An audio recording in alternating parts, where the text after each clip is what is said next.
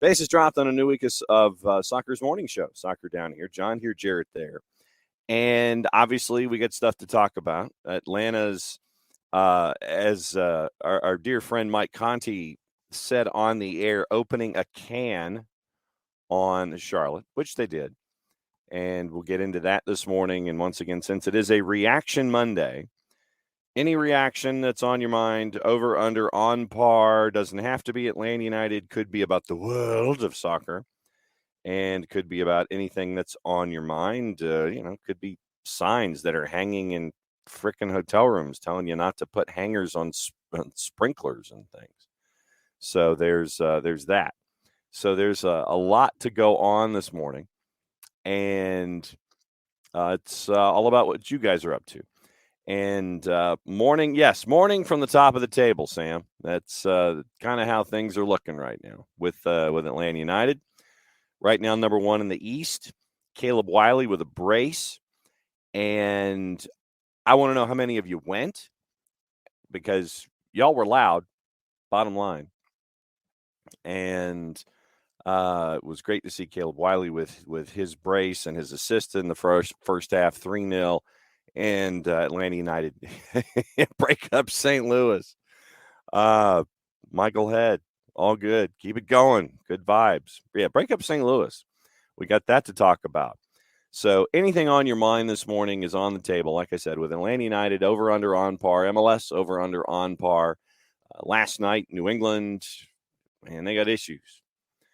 LAFC put 4 on the board on the Revs at BMO Stadium. BMO Stadium. We have to remember that one now.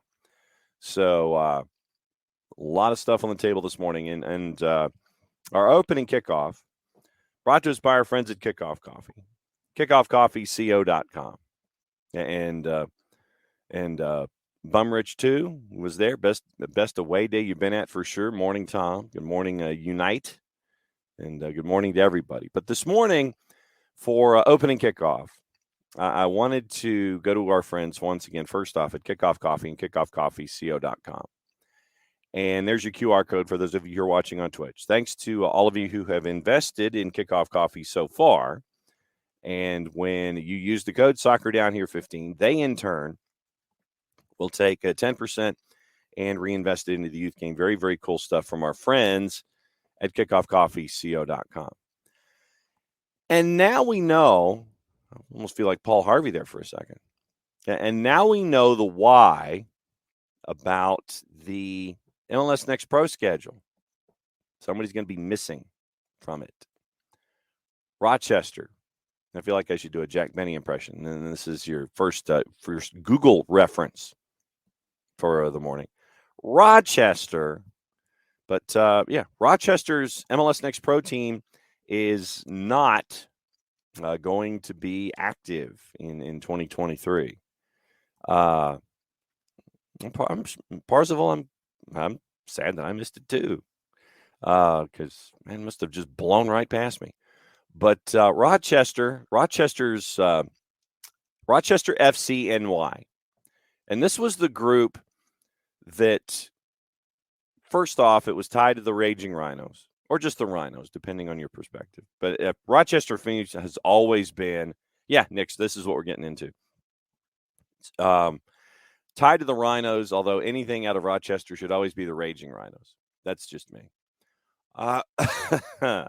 So before, we've all been trying to figure out, all right, when's the schedule coming? When is the schedule for MLS Next Pro coming so we can all figure out what's going on at the fraction this year with Atlanta United 2 and everybody that's tied to the second teams for Major League Soccer. And once again, this happens in a news dump situation. So full credit to our friends from Rochester. So it happened after the show. That's one of the questions we got here, Ricky. We'll get into that in just a sec, so you might have to remind me. But Rochester FCNY was an independent group. Yeah, and it does mess up. And there are a lot of other knock-on effects. And when Jarrett comes back in, then we'll get to get into discussions of all of these knock-on effects. Rochester FCNY came on board back in 2021 and spent a year in MLS Next Pro. They ain't going to be around this year. So now we know why. We're waiting for a schedule. Now we know why. Rochester has decided that they're not going to be a part of MLS Next Pro. And they were an independent club, and it was a fantastic idea that the folks in Rochester had about bringing a team to bringing an independent team into MLS Next Pro. Great idea. Because for soccer markets that are starved in one manner, way, shape, or form, and I apologize this morning because my voice still has not recovered from 4 days of talking down in Macon.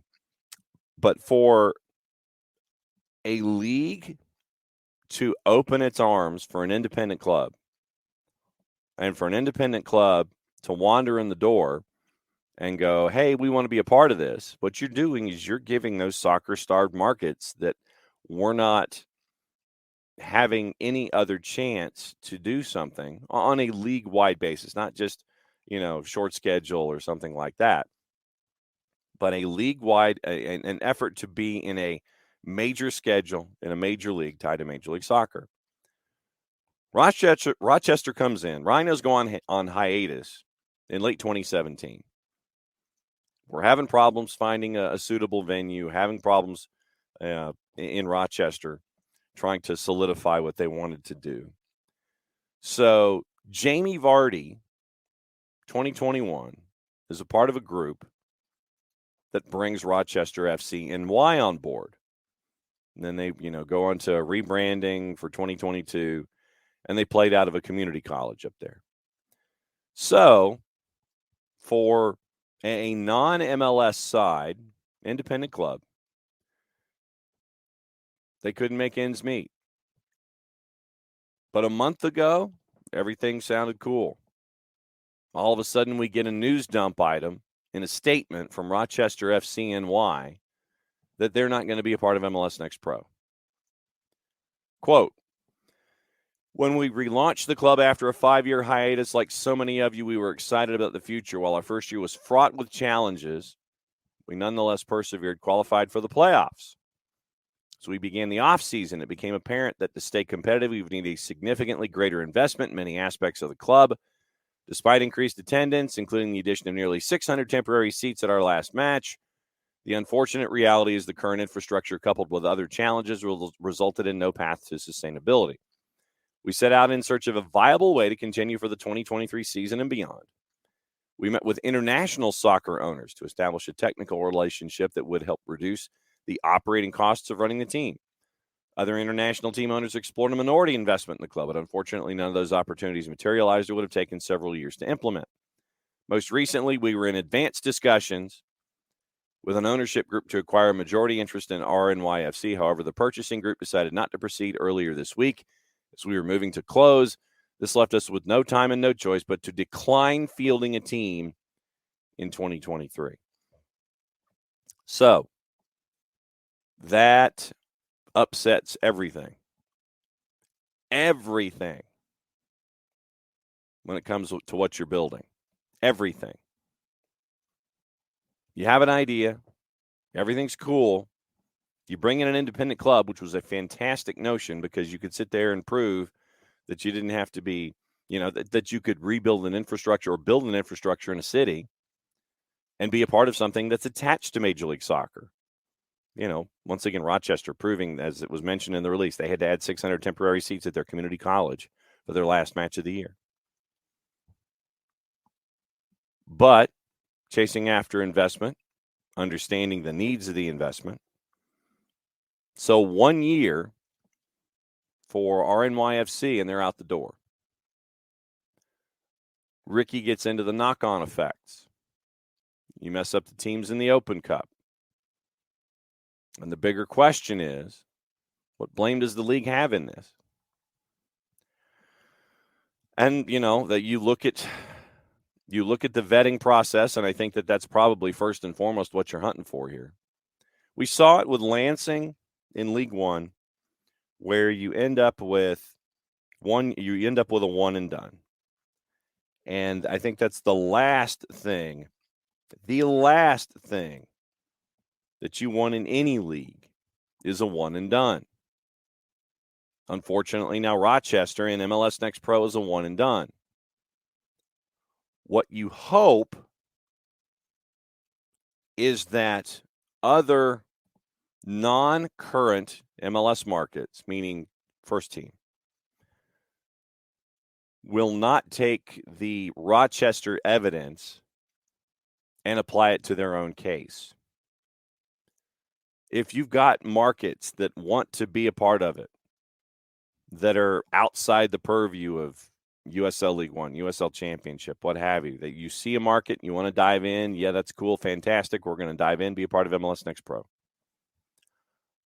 I don't know if the Vardy group, for lack of a better word, understood the financial implications of being an independent club, but it's sure as hell disappointing that they're a one and done, because that's the last thing you need in any league. RNYFC makes their way into the playoffs. You're into the Open Cup. And so now the Open Cup is having to scramble to try to figure out what the hell's going on. Who's their substitute? Who gets to dive in now, and how do you figure out who that is? All of the different knock-on effects. Yet, pretty safe to say that you're talking about a league that is supposed to start in basically 2 weeks. So 2 weeks before the season is supposed to start, because some clubs at the bottoms of their releases are mentioning that they have start dates and things like that.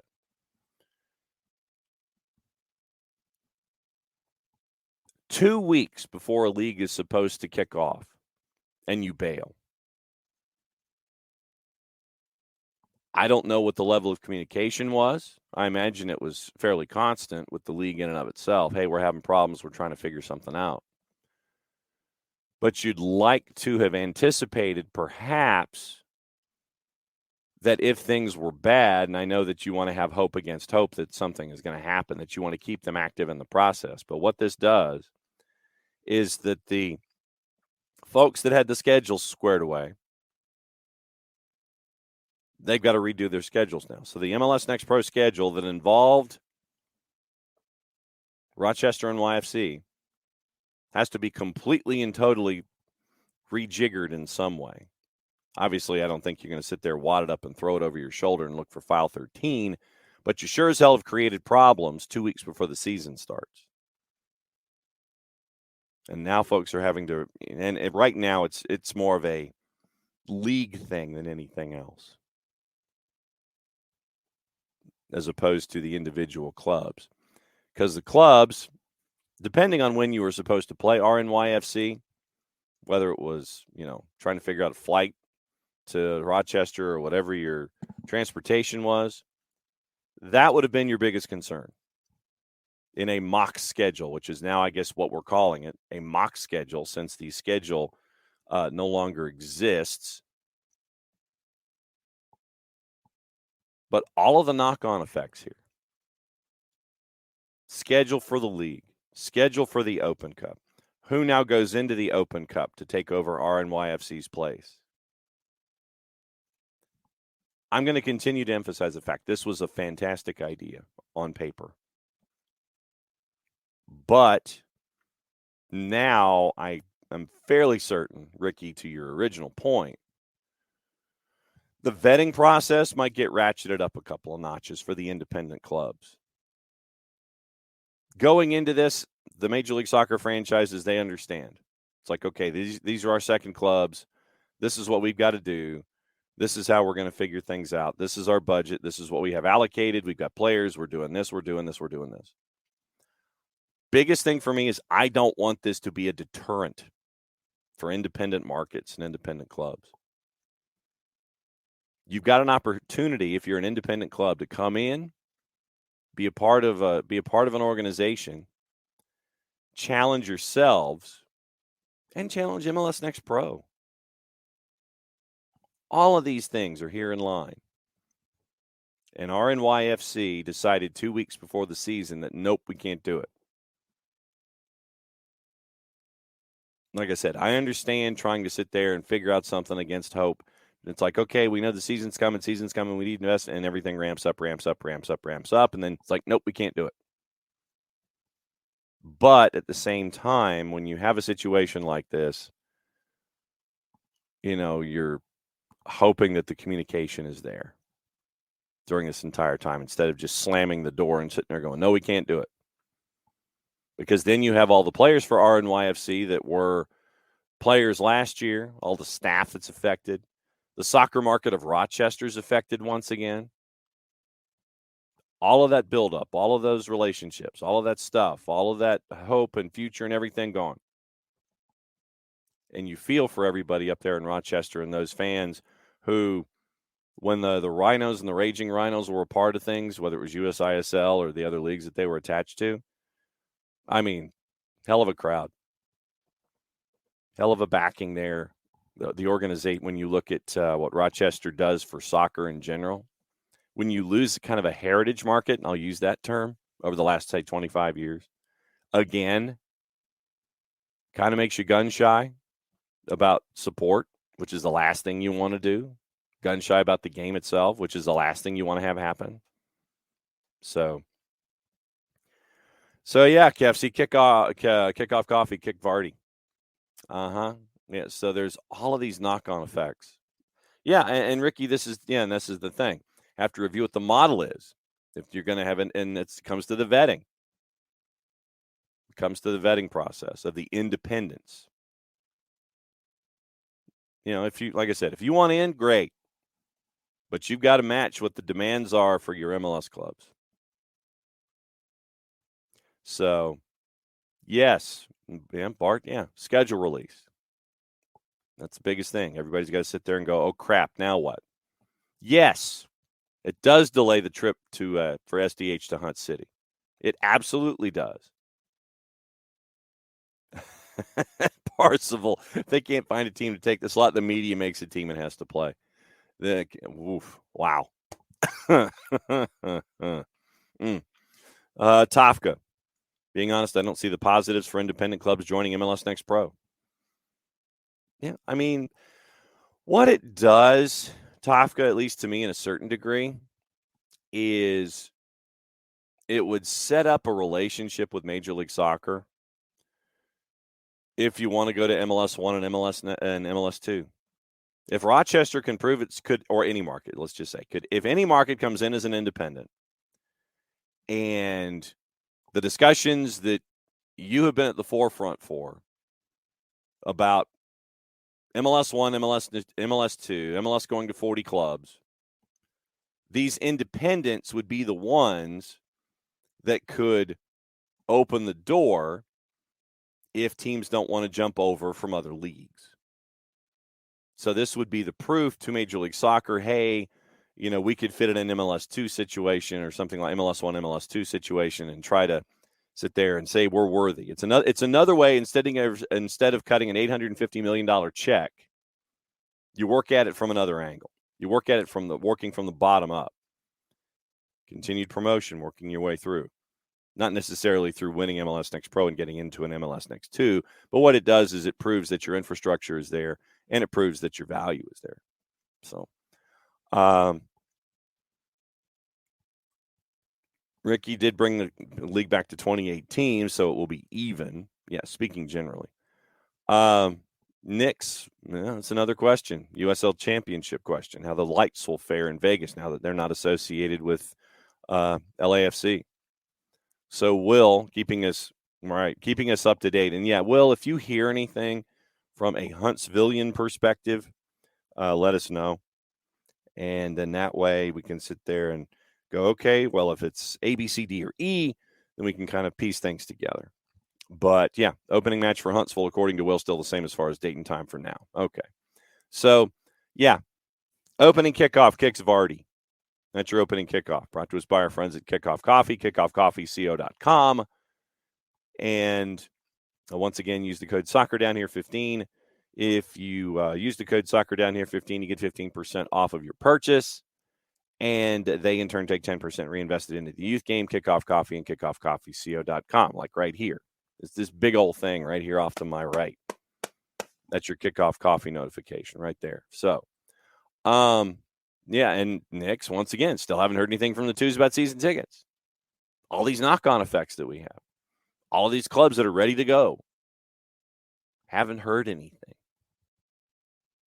So everybody, I mean, literally, it almost sounds like, okay, opener now, when everybody's got to jump into the whole thing. So that's where we are with the knock-on effects in MLS Next Pro, because RNYFC just decided that 2 weeks before the season's supposed to start that they can't do it.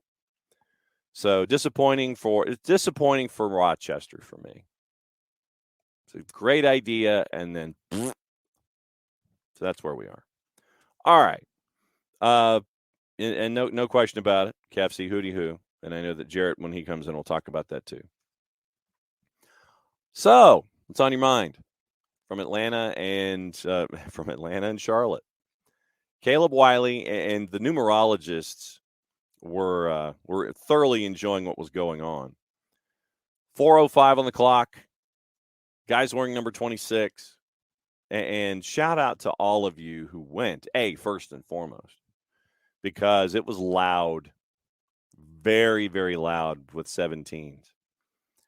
Fantastic of all of you to take the 4-hour trip with stops. 4 hours. 4-hour trip with stops. Well done by you. So you guys were loud. Atlanta jumps on Charlotte early, and I want to know what you thought. What did you think about what went down? And once again, the tenets of Gonzalo Pineda. The tenets of Gonzalo Pineda, once again, making sure that for Atlanta United, they can regain possession as quickly as possible. Once again, if you want to pin down the main two tenets of Gonzalo Pineda, having possession and winning the ball back as quickly and as high up the field as possible. You take those two things in to every Atlanta United match. Those are the two basic tenets that you're staring at here when it comes to Gonzalo Pineda and the vision of Atlanta United. What you saw also, and we're also efforting Jessica Charman to come in because she was there, she saw it and wanted to get the Charlotte perspective, but also it gives her a chance to tease what's going on for the soccer game of the week presented by our friends at Kaiser Permanente as we talk to North Clayton and Trinity Christian. And it's going to be at Trinity Christian tomorrow. So we'll get Jess to come on for a couple different reasons. Get her to talk about Charlotte, get her to talk about Trinity Christian and all that. But have possession, win the ball back as quickly as possible, as high up the field as possible. That's it. Two big things. And with Atlanta United, winning the ball back, and then, when you have somebody like Thiago Almada, who last time I checked he is above average as a soccer player. Could not be happier for Caleb Wiley down the left-hand side, but also when you have Brent Bronico, who is not a left back. And early on, looking at the heat maps, it was right-hand side, right-hand side, right-hand side when you got Bronico over on the left as a left back. And there's problems in Charlotte. Problems. 2 words, problems. And so we'll see how Christian Latanzio attacks these issues. But dudes aren't where they're supposed to be on the pitch, and I mean that from a positional standpoint. Brant Bronico being one of them. And Atlanta United took advantage. went down the right-hand side at Bronico as your left back, and then down the middle. Once again, you're working in transition. Get the ball back. Thiago Almada, boom, boom, boom, couple of passes. Almada, Wiley, goal. Then Atlanta United opened up a can, and they come back this weekend against a Portland team that lost to St. Louis. And you've also got some injuries that you've got to keep an eye on for Portland as well. So we're keeping an eye on that stuff. So Portland could be coming in shorthanded offensively against Atlanta United. And I know a lot of expectations were there early on. And for Atlanta, they're at the top of the table right now. And like I said, want to know what you're thinking. Over, under, on par reactions, lay them all out there. And, Bum Rich 2 as opposed to Bum Rich 1. Best away day you've been at for sure. Yeah, and definitely. Bart will get into that in just a second. 3 stars for each of the first 3 matches from David. Wiley and Almada would have been on the list each week. Don't forget. Do not forget. And I'm going to post this from Bart because he reminds us all here. From Bart, do not forget to vote for Caleb Wiley for Player of the Week. Choose Wiley. The link on the with the link there. So vote for Caleb Wiley. Emilio, is Latanzio on the hot seat? I don't know if it's hot, but somebody turned on the bun warmers in the car. I think that's what you're staring at with Latanzio. And like I said, we're efforting Jess. So I think seat's getting warm. Someone in the car turned on the bun warmers. I think that's what you're staring at with Latanzio right now. I don't think, of course, hell, it's Joey Saputo. Anything is, yeah. And Burned, I think you're right. It is Zoran Cornetta. To your point, it's probably Zoran Cornetta that needs to be on the hot seat, not necessarily Christian Latanzio, because Latanzio is working with what Cornetta is giving him, and he's putting players in places where they can't succeed. So it might be choice D, all of the above. But yeah, this goes back even to the build last year when we were talking about it, where Miguel Angel Ramirez comes in and he is talking about what's going on with Charlotte. We welcome in Jarrett Smith. Yes, you do. Question, Burned brings in the issue. What's the issue? About Charlotte and, well, it's a 2-parter. Okay. Emilio is asking if Latanzio is on the hot seat after this match. Conversation was not necessarily this early. Burned brings up the idea that it's Zoran Cornetta, the sporting director, that needs to be on the hot seat, not Christian Latanzio right now. ¿Por qué no los dos? Yeah, so I said, why can't you have both? I said that if Latanzio wasn't on the hot seat, I think that somebody turned the bun warmers on in the car at least.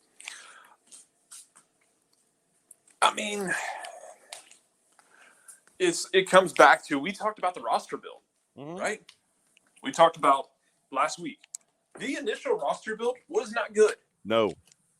They got better when, they were able to supplement that team early in the season last year, correct? Yeah. And then, they brought in Capetti this offseason. Uh-huh. He's a bulldog. He is quickly going to rise up the ranks of most hated players, and I kind of mean that in a compliment. Yeah. I honestly thought he was going to get sent off in the last 15 seconds of the game, and I think Jess did too. Listen to the radio call, yes, which was awesome to hear Willie and Jess calling the game and being able to sync it up the same way we have with Jason and Mike. Yes. I think she thought he was going to get sent off too. Mm-hmm. But it feels like you don't have either all your pieces or all your pieces where you want them to be, because like everyone and their mother basically looked at that setup and was like, I don't know why Karol Swiderski is playing on the right wing. I feel like that nullifies what he does really well. I don't know why Brant Bronico is a left back. I think it was Byrne who mentioned, it's like Swiderski on the wing doesn't really fit there because he's not going to dribble you like I think it was Byrne who mentioned it. Like it's what Luis does so well. Like Luis is incredibly one-footed. Luis can dribble you and beat you with pace, but Swiderski doesn't really have that. By the way, as we're like waiting for Karol Swiderski to like figure out the state of the universe, I do want to make a point to people. And I like Karol Swiderski, but I do want to make this point because I feel like everyone freaked out when he started like a house on fire and didn't really do a lot the rest of the year. He had 3 more goals than Ronaldo Cisneros last year. Yeah. 3. It wasn't like he had 20 goals. 10 goals. It's a really good start to his MLS time. But man had 3 more goals than Ronaldo Cisneros, and some of that is style. Yes. I think some of that is the style that that they went to in as things went on. But man, like it just feels like like you said. I mean, Bronico playing left back, and Swiderski playing where he is, Shinyashiki in the middle. Like it just feels like, almost feels like you're just overthinking it if you're Charlotte. But you've put this guy in last year in the interim tag, and ask a Hawks fan how it can go when you give someone that interim tag and things work out pretty well. And you give him the keys to the car. And you give him the keys to the car, and then the next year you go, man, it doesn't have. It's not necessarily bad, although Charlotte first 3 games have been bad. It's not necessarily bad, but it's not what the jump hasn't been what you were hoping it would be. And I know a lot of folks are, as we are wont to do, and as we request on Mondays for reactions, we've got a lot of folks talking about Luis. We got folks talking about Ibarra. Wait, who's number 7 for Charlotte? Because Burns asking about is that Joswiak? Probably. Hang on just a second. So. I'll look it up. You talk. Oh, I was going to look it up real quick. Okay. We haven't gotten your thoughts about the match other than out of place disgrace. I mean, I can do that if you want. We're both looking for the lineups. Yeah, I'm looking now. No, we both are. We're sitting. Who's going to get there first? Who's going to get the information? It's me. It's Joswiak. Okay, so it is Joswiak. Joswiak, never forget this man was set up for immense failure by Zern Cornetta, saying last year, well, he played in Europe and then he's got caps with the national team. If he can score against, other European, score at Derby County, then he can handle. Well, it wasn't Derby County. It was for the national team. It's like if he can score goals for his national team, can he score at RSL? I would think so. Like you've said, first of all, never besmirch the Riot in such a way. Well, I'm saying, man. That is full F around to find out territory. Second of all, don't set your man up for failure like that. I think he has like 2 or 3 assists in the last almost calendar year. Joswiak has not been that dude at all. No, he has not. Oh man, Joswiak. No, he has not. Yeah, Bern, you were in the ballpark of spelling his name. I believe you have it right, actually. The Z and the W are flipped. Oh, okay. But yeah, that's about as. I mean, all right. So let's go down the Joswiak window here just a second. So, club. I'm clicking on things. Scale for interim turn permanent managers on one end of the scale is Nick McMillan, on the other end is Brian Snicker. Yeah, accurate. Not wrong. Just putting Freddie Gonzalez's tenure out to pasture there, Will. Mm-hmm. So, all right. So if we look at Joswiak here in this season, we'll go back to 22 in a second. Joswiak, 3 matches, 244 minutes. Passing percentage at 79.3. 1 assist, 2 shots. No shots on target. 4 tackles. mazel mazel on that.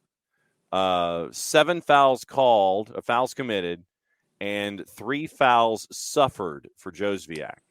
That's this year. So let's go back to 22 and look at Josviak's numbers in 22.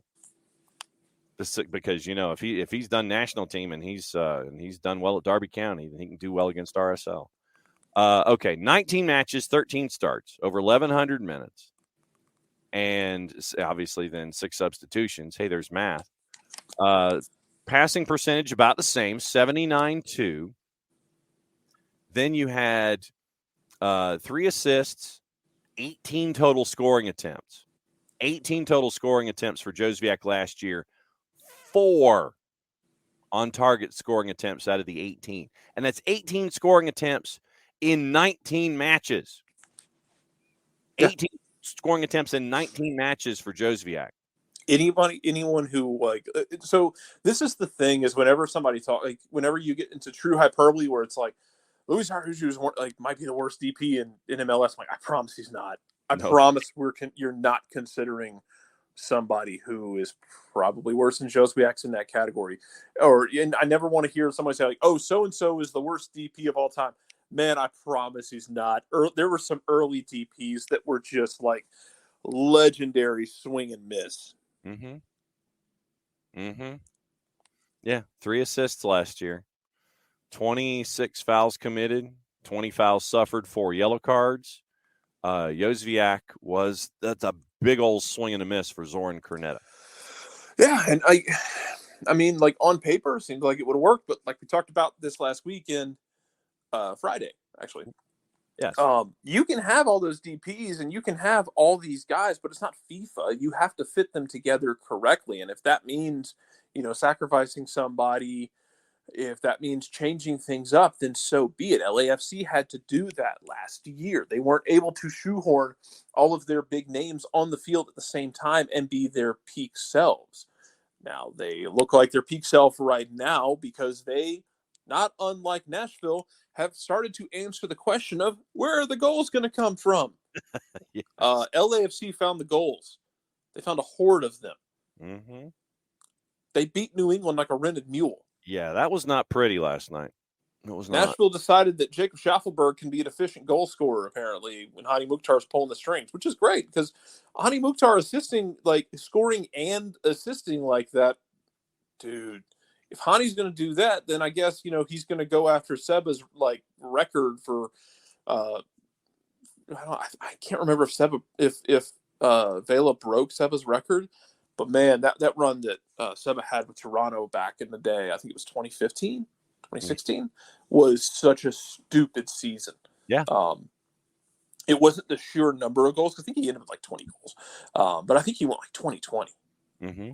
It was just dumb, man. Maybe Hani can do that, but yeah, you can try and shoehorn guys on, but it's not FIFA. You got to have the right mix, and maybe that's Swiderski playing underneath your striker. Mm-hmm. Maybe it's moving guys around. Maybe it's figuring out, trying to get weird sometimes, but sometimes you can just get too weird, man. Yeah, Douglas Costa and Josviak battling out for the DP wooden spoon right now. Yeah, there are some old DPs. I feel like we're forgetting that existed. But but here's your point, Coco, with the Scandinavian variant when the Loons hit the league. Those are the Minnesota United DPs that they brought in when they came up from USL. That whole Scandinavian variant, woo, brother, man. Yeah. Okay, so Sports Illustrated has a best and worst designated players in history, but the article's not loading because why not? Well, I mean, yeah, there's a lot that were there. I think a couple of them ended up in Dallas that were fantastic players before they made their way late in the league. Minnesota, man, Dallas is amazing because Dallas had some. Mm-hmm. Jarrett, go back to where you were standing. Robot Jarrett took over. There you go. Sorry.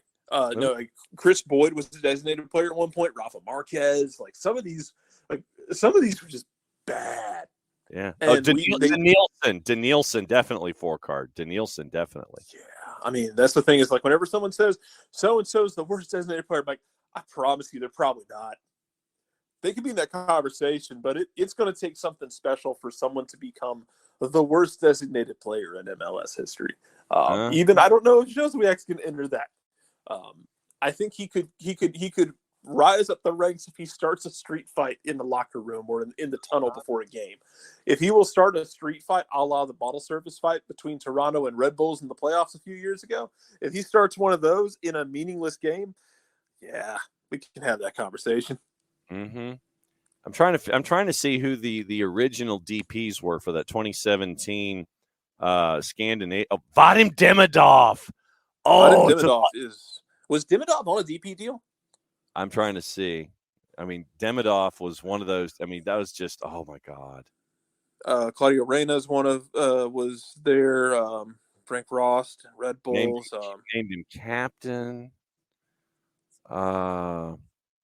Demidov was named captain for Minnesota United. Nielsen. 3 matches. Yeah, I feel like Rafa Marquez is real high on that list. He only played in 36 of 73 games during his 2.5 years in MLS, thanks to injuries, bad form, and disciplinary absences. Mm-hmm. Speaking of discipline, he ended 2 straight seasons, including his final one, with red cards and playoff elimination games. Mm-hmm. Yes. He broke Shea Salina's collarbone and called out his teammates for being, quote, not on his level, end quote. At times, Red Bull supporters openly booed Marquez at every opportunity, and he was paid $4.6 million per season for this. Yes, he was. So, yeah, the ladder to which Joswiak would have to climb is substantial. Just getting set up to fail by your sporting director and not meeting the threshold does not make him the worst designated player, because Rafa Marquez is currently sitting on that pedestal, and he has basically gorilla glued himself to it. Definitely. So yeah, I mean that medal stand definitely has Rafa Marquez on it. I think it definitely should have. It's got to have Danielson on it, I think. Because if we wanted to make an award of who was the worst designated player each season, you might call it the Rafa Marquez Worst DP Award. You might put his name on the front end of it. Yeah. Man, yeah, Dallas stays hilarious during those peak Oscar Pareja years because they would build these teams that were really damn good, full of homegrown kids, and then those teams would involve some DPs that were just so mediocre at best, where you're like, what could they have been if they had gotten good DP production to go along with the brilliant academy work? Because they kept building these really good, stable. You were like building a Toyota Corolla. That thing just kept going. It didn't have problems. You change the oil every 3,000 miles, rotate the tires, check your fluids. Everything's great. Oh, man. Then we just decided to start adding fancy stuff to it that kept blowing up. Yeah, so you went ahead and reminded Demidov was a TAM player, so Demidov cannot be in that conversation. But Vadim Demidov is also the captain of Minnesota, which might make it worse. Yeah, that fact that he only played 3 matches. Oh man, he's so bad. He was so bad. That is true. Anyway, yeah, that was a tangent I didn't really intend, but yeah, sure, why not? All right, you were asking about my thoughts on the game itself. Yes, your thoughts on the game itself. Game stay, baby, because you got a Charlotte team that's discombobulated, that doesn't seem to be able to put stuff together right now consistently. Mm-hmm. Atlanta's able to get in front, and Charlotte gets opportunities. They go a little bit like 2022 Atlanta, where they get on top of things. They're feeling good. They're looking good. And then they aren't able to get the penalty shot, which I don't think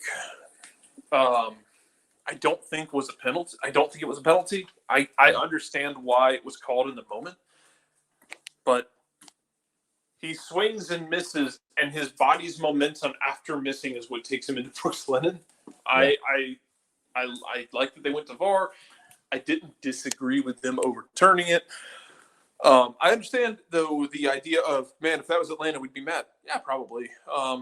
Because you'd love, because at that point, I think if you're Charlotte, man, you really wanted to steal one, because it just felt like you needed to steal one. They did a little 2022 Atlanta where they were able to create some opportunities, get some good crosses in the box, get a cup, put one just over the crossbar at one point. Felt like, man, they're doing everything but scoring.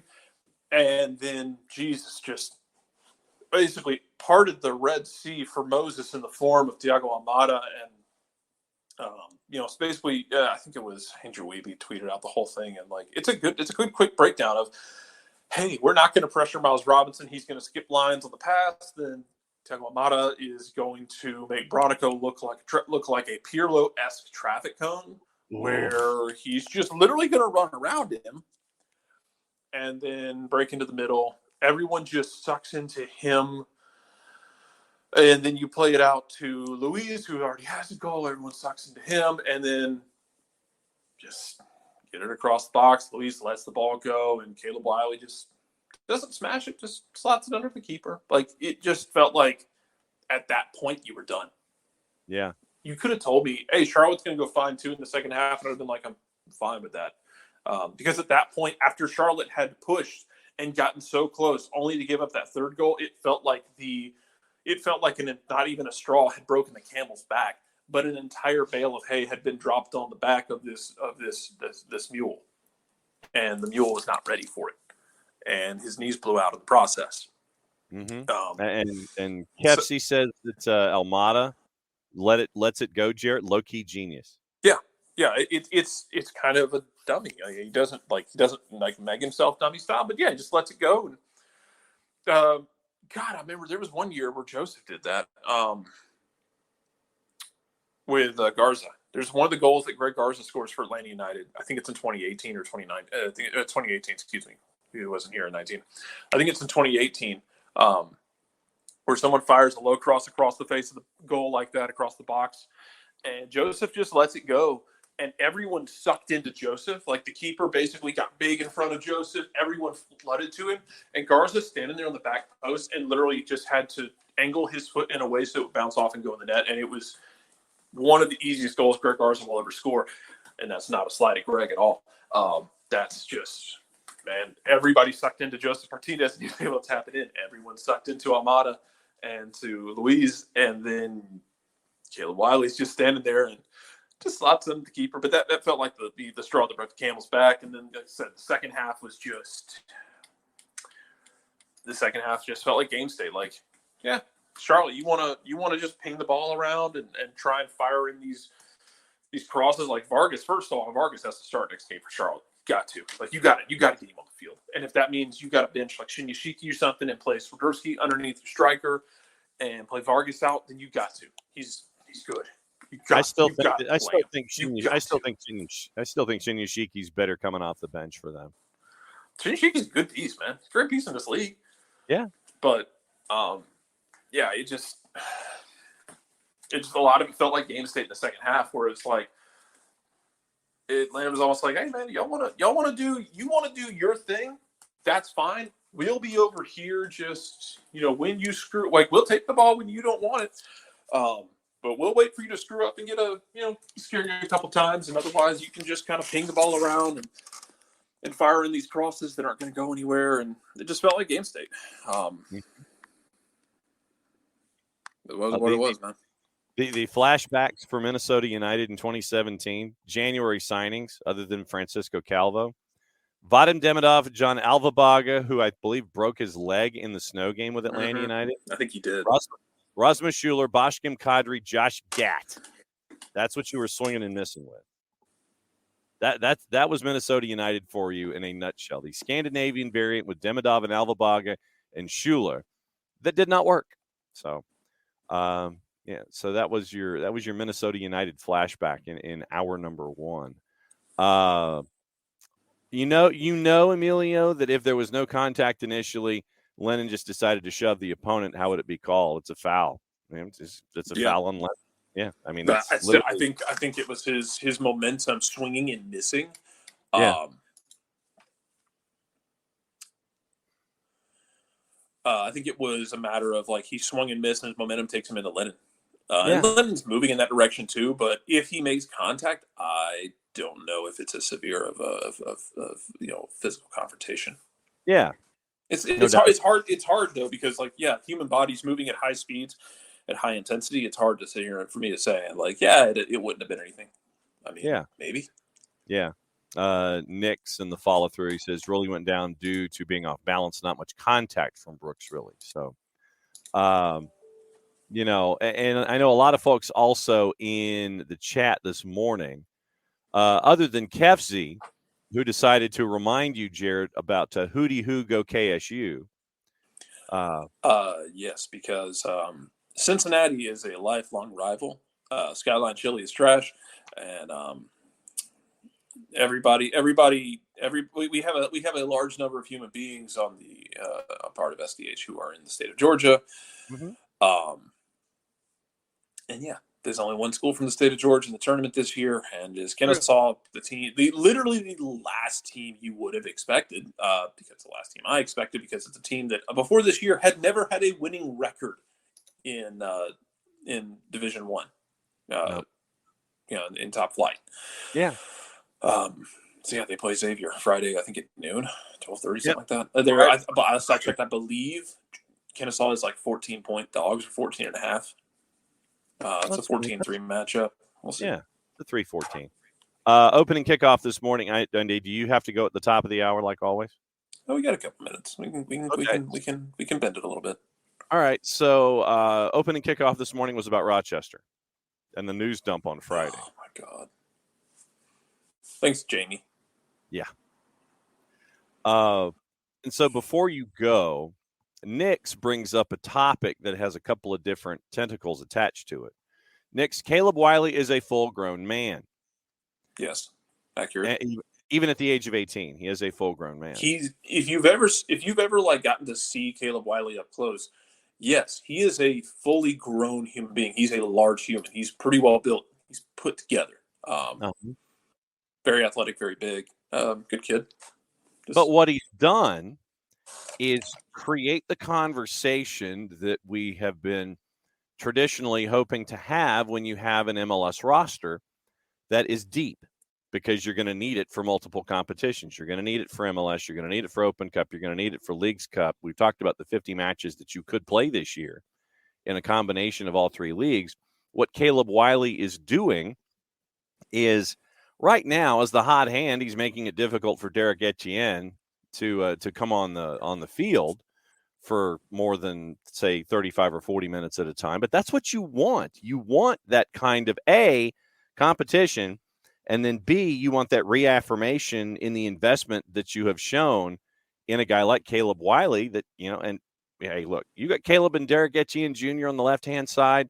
There's going to be zero complaints when all of this is lined up the way that it is because of everything that you hope to accomplish this year. Yeah, it's going to be very it's going to be very interesting to see how the rest of the next few weeks get sorted out with performances, because Derek Etienne, when he gets on the field, we've seen him be an absolute problem, and Caleb Wiley's doing everything he can to stay in that spot. Yakumakis came on to a game yesterday where he pressured the ball. He had like one half opportunity, maybe, but like also the game state didn't really like the game state at that point. You're hanging on to a 3-0 lead, and Charlotte's not really doing much. It didn't feel like the kind of game where like we need him to come in and make an impact. No, we need him to come in, hey man, stretch your legs out, build some endurance up if you need to. Have some fun with it. If something falls your way, great. But it is what it is. I mean, the midfield is a whole different kettle of fish, because Franco Ibarra has decided he's just going to absolutely destroy people in the midfield. I support this decision of his. Don't get me wrong. He has decided that violence is on the menu, and it's very funny to me. But Santi Sosa's back into the fray now. Eventually, Mateus Setu is going to come into the fray. You saw Johnny Fortune for 30 seconds. Yeah. Man, Gonzalo Pineda really likes Johnny Fortune. I wouldn't be surprised if we see more of a Johnny Fortune. You have a Mercedes who got the start, who makes a great play to trigger the first goal. Mm-hmm. And it's a team, and it's like he makes the final play because like it is a team effort on that, like where you're pressing and you're pinning them in, and you're basically like putting them in, a quicksand trap, so to speak. He's the one who's going to deliver the coup de grace at the end, and he does with a great slide where he doesn't go through the player. He goes around him with the foot and pushes it perfectly. Like, man, it's so good from a Mercedes, and this is the thing, is like you're seeing the depth that you had wanted to see last year. Yeah. You had wanted to see all of these guys be able to play together, to build up chemistry, to build up through preseason, a tough preseason where you played, what is it? Chattanooga's probably your easiest preseason game you had. Even then, it was kind of.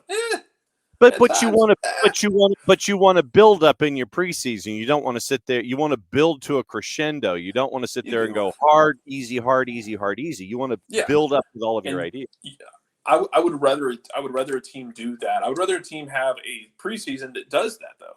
That has a tough preseason where they might not win a bunch of might not win a bunch of preseason games. Maybe they take part in like the old remember the old Charleston tournaments, the Carolina Challenge Cup, Challenge Cup. Maybe you do that, but like I would rather see my team personally go and do a ramp up, and even if they don't win those games, at least you're playing tougher competition as you go along. And then they ended it with St. Louis, which we'll get to St. Louis in just a minute because that's basically St. Louis City has stolen whatever devil magic the St. Louis Cardinals carried at any given time. The Cardinals ran out of it in the playoffs against Philly in the Major League Baseball playoffs, and it's because it was siphoned out of them by St. Louis City, because not only did St. Louis City 3-0 with 3 come from behind victories, they also won the MLS yesterday, beating Palinetto in the final. Yeah, St. Louis. So City beat Lamps out of Minnesota United in the semi at the death. That actually was. I don't know how many people like watch or even care about MLS. Like I know some people have varying opinions on their interest of watching another person play a video game. Yeah. But I mean, they posted the end result. He won it in the final. He wins it on the final kick. Yeah. And so MLS traditionally posts that stuff on Twitter, so you can say that we can watch the ending and get the ending because that kind of a thing, it happened and that was fine. So you don't have to watch the whole thing, kind of like me, that you can red zone it and Major League Soccer posts the ending, so it's all good in that regard. But yeah, they just won't die. St. Louis will not die. And to Byrne's point, because Byrne, mentions not wanting to be a wet blanket, but taking a critical look at the teams you've played this year if you're Atlanta. Yeah, Bart's trying not to be a wet blanket. Oh, no, sorry, that was Bart. I just saw a B and I assumed it was Byrne. Sorry, Bart. Yeah, I mean I'm higher on. I think and I know I'm San Jose leaning anyway. I'm a little higher, I think, than some people are on San Jose this year, just because I think it's going to be a better season for them. Not that it could be any worse than it has been the last few years. So there's also that. But I'm a little higher on San Jose, and I'm also like, I guess I'm looking at it in the same sense of like, you get it across the line however you can. Like, look at what Austin did Saturday night. Austin still can't defend consistently. Still needs Brad Stuver to bail them out, but they get 2 absolute golazos from Owen Wolf and John Gallagher to get it across the line against RSL. It's at the Riot. Again, don't besmirch the Riot. Is it sustainable? Probably not. Was Atlanta hitting golazos against San Jose sustainable? Probably not. But they managed to get it across the line, and that's what you had to do. Toronto, I'm genuinely upset at Toronto's entire existence. And then, yeah, Charlotte's just not good. But you needed to get I mean, given what we know about those teams now, 7 points was the minimum. You needed to get that, and you got it. Now, however you wanted to get it, that was fine. Now, if in your mind that meant you win the 2 home games and drew with Charlotte on the road, you got to 7 points. But you needed to get that. You're in good position now. Win the games you're supposed to win. And for me personally, like getting in that philosophy of like you win your home games, you draw on the road. In MLS, because it's so hard to play on the road in this league. You drew at home, but then you won on the road to make up for that. So you win the games that are in front of you. You take care of those, and then when you get tougher games, which there will be plenty of coming up, some absolute pain in the ass games in your not too distant future, I'm sure. You got at least you build yourself a little bit of cushion, like some of the teams in the East did last year, where they got out to a hot start. Maybe against teams they should have beaten, and they did beat them. But you get out to that start, and then you can afford to have games where you're just feeling disappointed in your performance. You don't want to have that, but you want to have the bit of wiggle room. Yeah, no, you understand going in that at some points of the season you'll put up a clunker, but you want to give yourself room to have those clunkers and have it not affect you in the overall. Trust me, this year, Atlanta United will have a clunker. Oh, God, yeah. I mean, Portland is coming to town. Portland, at any given moment, is capable of dropping a clunker on anybody just because they're Portland and they're weird. And Giovanni Salvarez is almost impossible to predict. Yeah. There's a really good chance they drop a clunker, man. And it might be an ugly clunker because, hell, Philadelphia dropped a clunker in week 2. Philadelphia got a goalkeeper howler from a young keeper in Chicago, and that's how they got 3 points Saturday night, because they sure as heck didn't play like it for 80 minutes, even up a man for a chunk of that.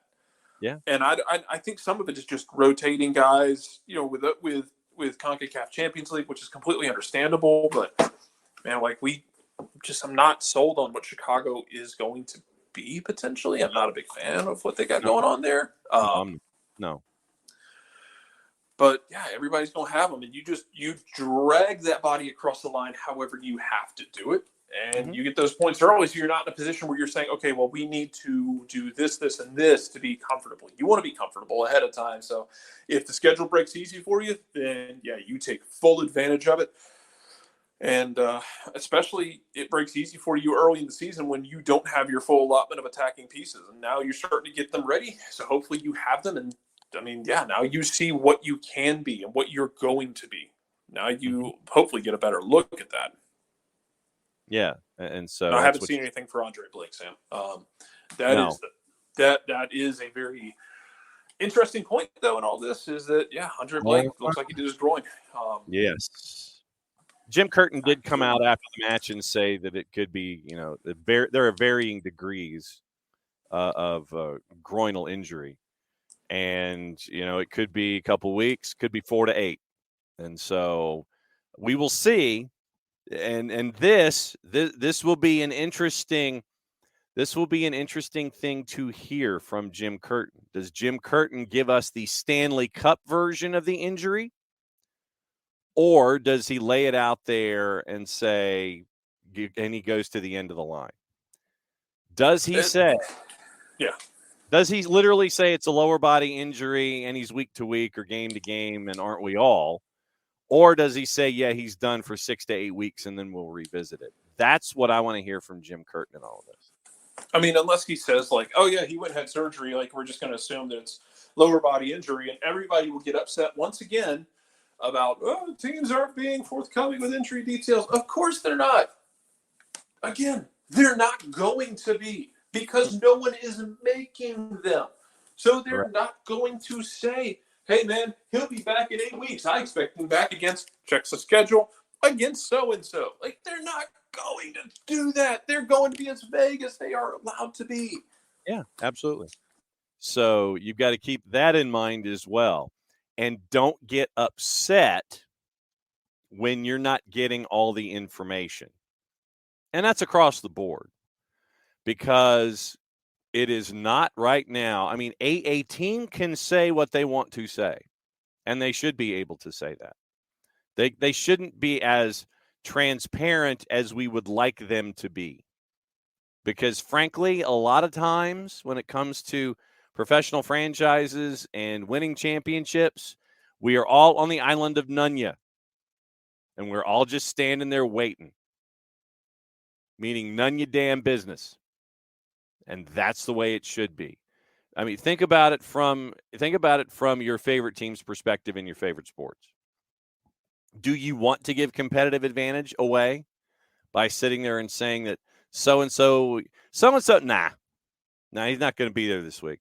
Do you want to give away that competitive advantage as you're chasing after a championship? I can understand it possibly more earlier in a year than later in a year.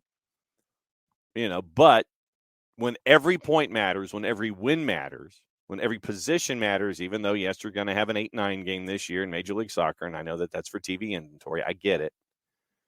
Regardless of the league we're talking about here, look at your favorite club, look at your favorite team, look at your favorite school. In an NCAA tournament game where all of us, regardless of level of experience, are sitting there and filling out brackets for entertainment purposes only, wink, wink, nudge, nudge. Do you want to know that the leading scorer for the team that you have projected to the Elite Eight is injured, dinged up, and will not be there as you fill out your bracket for entertainment purposes only? I know you want to, but teams aren't going to do that, nor should they.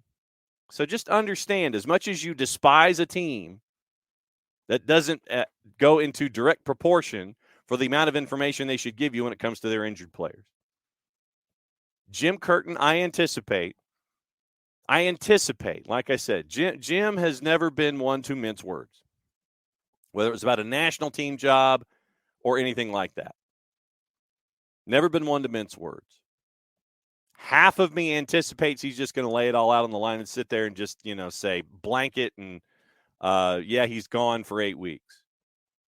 The other half of me in a competitive Eastern Conference where he's anticipated to be the big dog chasing after a repeat appearance in MLS Cup, he's going to be as coy as humanly possible. And he can sit there and go, nah. Yeah, we're just going to monitor him on a weekly basis. We'll see how he responds to treatment, and then we'll see what happens. But, the keepers that are behind him, they're ready to go. And we will, prepare them as best as humanly possible going up against the insert opponent here, and we're going to see how it lays out. And we'll have our information on game day at the end of the week and figure out what's going on, if he's going to be eligible or not.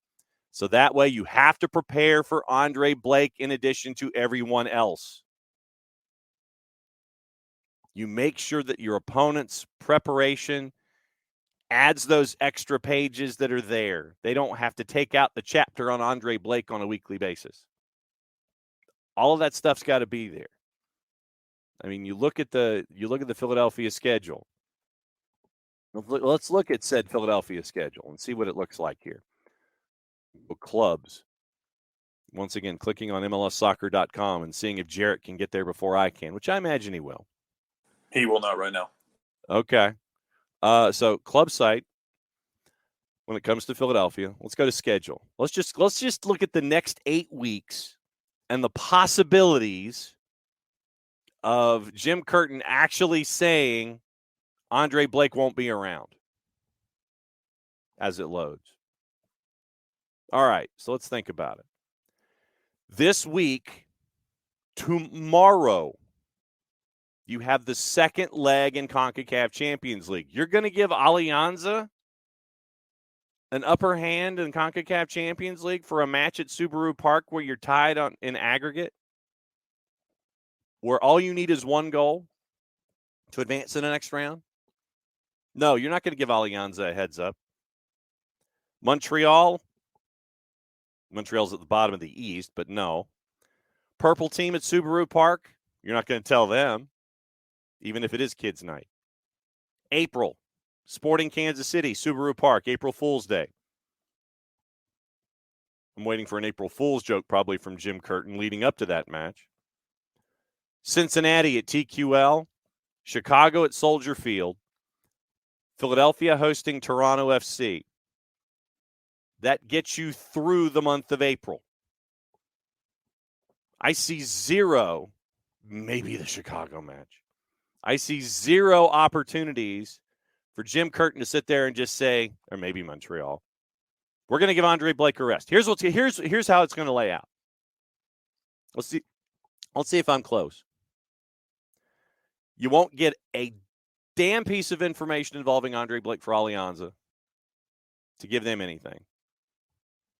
We're resting Andre Blake for Montreal week to week on all the others to get you through, and maybe for the Chicago match on the 15th of April. But no, I do not anticipate Jim Curtin giving piece of information one about Jim Curtin. And Jared had to go attend to things in the real world. And so, not happening. All right, since we're past the top of the hour, by the way, it is time to let everybody else back in when it comes to our promos and our sponsors and folks that help us out on a daily basis. I'm going to go 13 today just to see what happens. Take it out of the loop. Hit rock. Read a promo. Rotor-free, clean, fresh air. One place you need to go. It's a Lemonize service. QR code over my left shoulder for those of you watching on Twitch. Lemonize service deodorizes enclosed spaces like houses, apartments, and condos. They've created a customized solution that eliminizes all organic odors, including those like pet cigarettes and food. They use realtors and property managers use the Lemonize service to eliminate bad odors to help them sell or rent their homes that much faster. The turnkey process makes it easy to work with, said realtors and property managers. Kind of the environment. We like that these days. Offering a green way to get rid of odors without any kind of toxic residue whatsoever. Different than Febreze or our favorite masking agents that we have under the sink or above us in the cupboard, because when we reach under the sink or above us in the cupboard, take out that masking agent, spray it in the air. There's a reason they call it a masking agent, Jerry. Why is that? Because it just masks the odor. It doesn't attack the problem all the way down to the molecule like Lemonize does with their proven scientific formula. Pricing very, very easy. One of two ways. Either buy the cubic foot or parts per million and come up with a price that's affordable for you. Offering results in 24 hours or less. If you have any questions, frequently asked or otherwise, one place you need to go. That's the website where I pick up my pen. Full homework assignments, lemonize.com, but after the .com goes /Atlanta so they know what part of the world that you are addressing them from so they can help you attack your issues. Full homework assignment, ELIMINIZE.com /Atlanta, lemonize.com /Atlanta. The Lemonize service, proud sponsors of Everything SDH on a Monday where we're breaking everything down. Fade, fade, fade, fade, fade, fade, fade. It's about as close to a fade as you can get. Also, reminder, the Soccer Down Here Games of the Week for high school.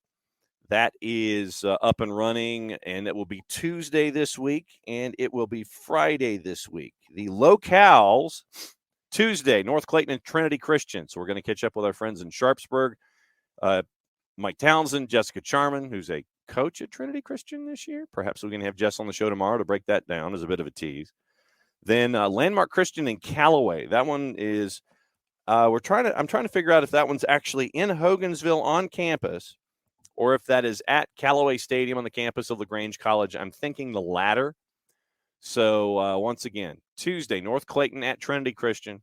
Friday, Landmark Christian at Callaway. Double headers for both. Start times, we'll let you know on those. And don't forget, soccer is in session Wednesday nights at 7, released on the network to give you the best of everything going on in high school here in the state of Georgia.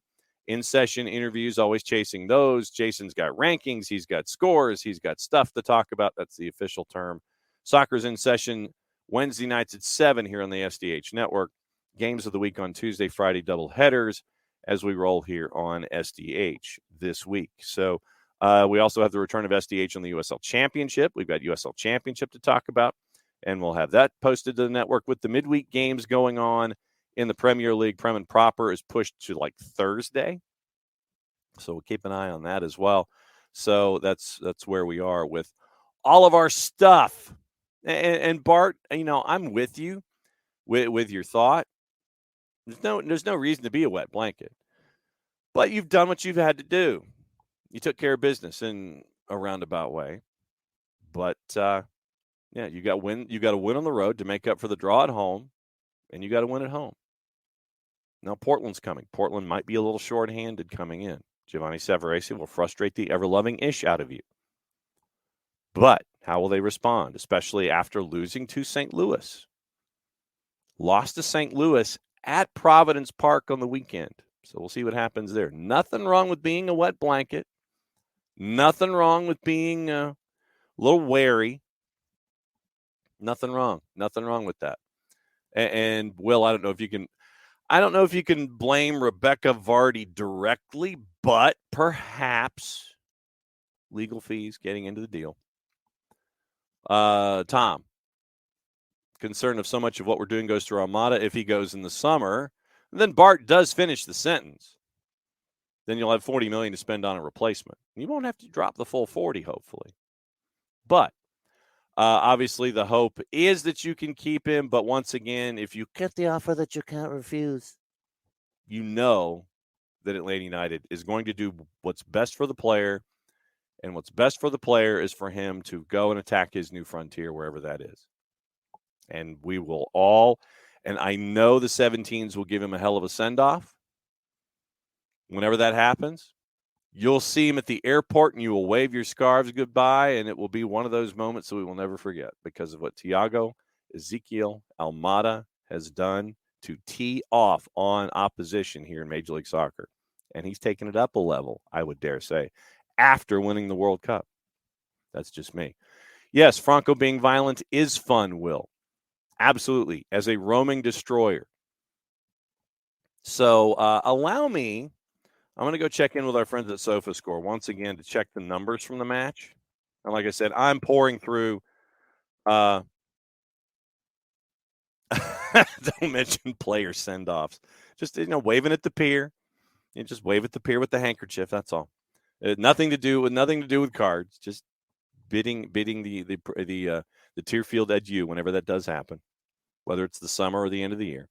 All right, so let's get into the numbers. And I know that since we're talking about marauding destroyers, we'll get into that. Let me see. Okay, so it is on previous page.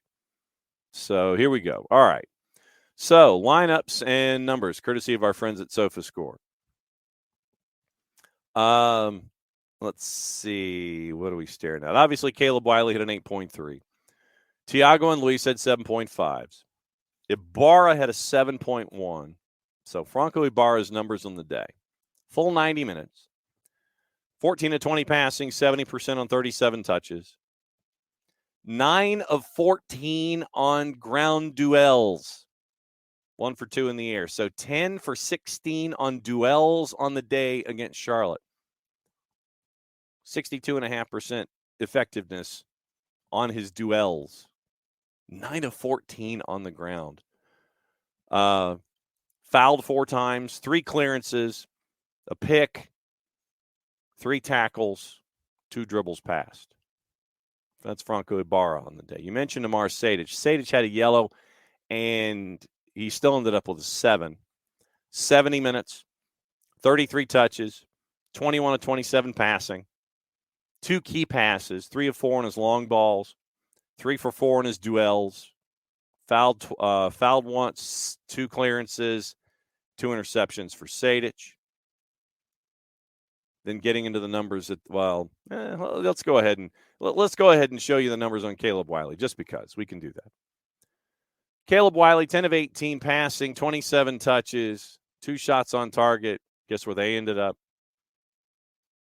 And he was 3 of 8 on his duels, 3 clearances, a tackle, 2 dribbles passed, at an 8.3. Thiago, 33 of 37, 89% passing on 60 touches.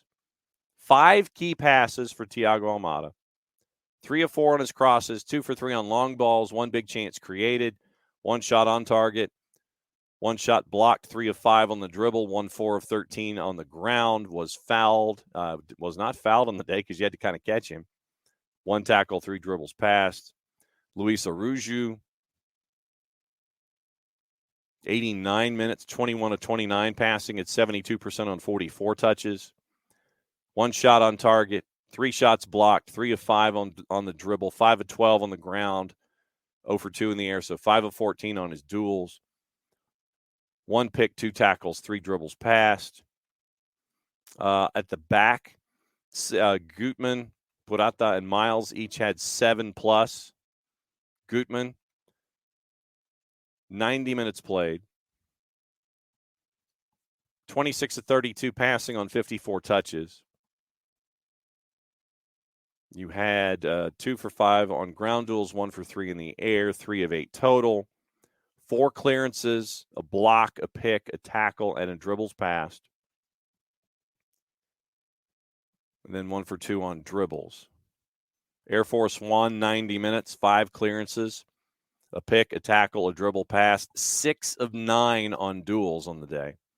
2 for 3 on the ground, 4 of 6 in the air. Fouled once, 31 of 40 from the back in passing, 78%, 52 touches, 3 of 7 on long balls from Juanjo Purata from the back. Then Miles, who had a 7.3, 6 clearances, a block, 2 interceptions, a tackle. 10 for 12 on duels, Miles.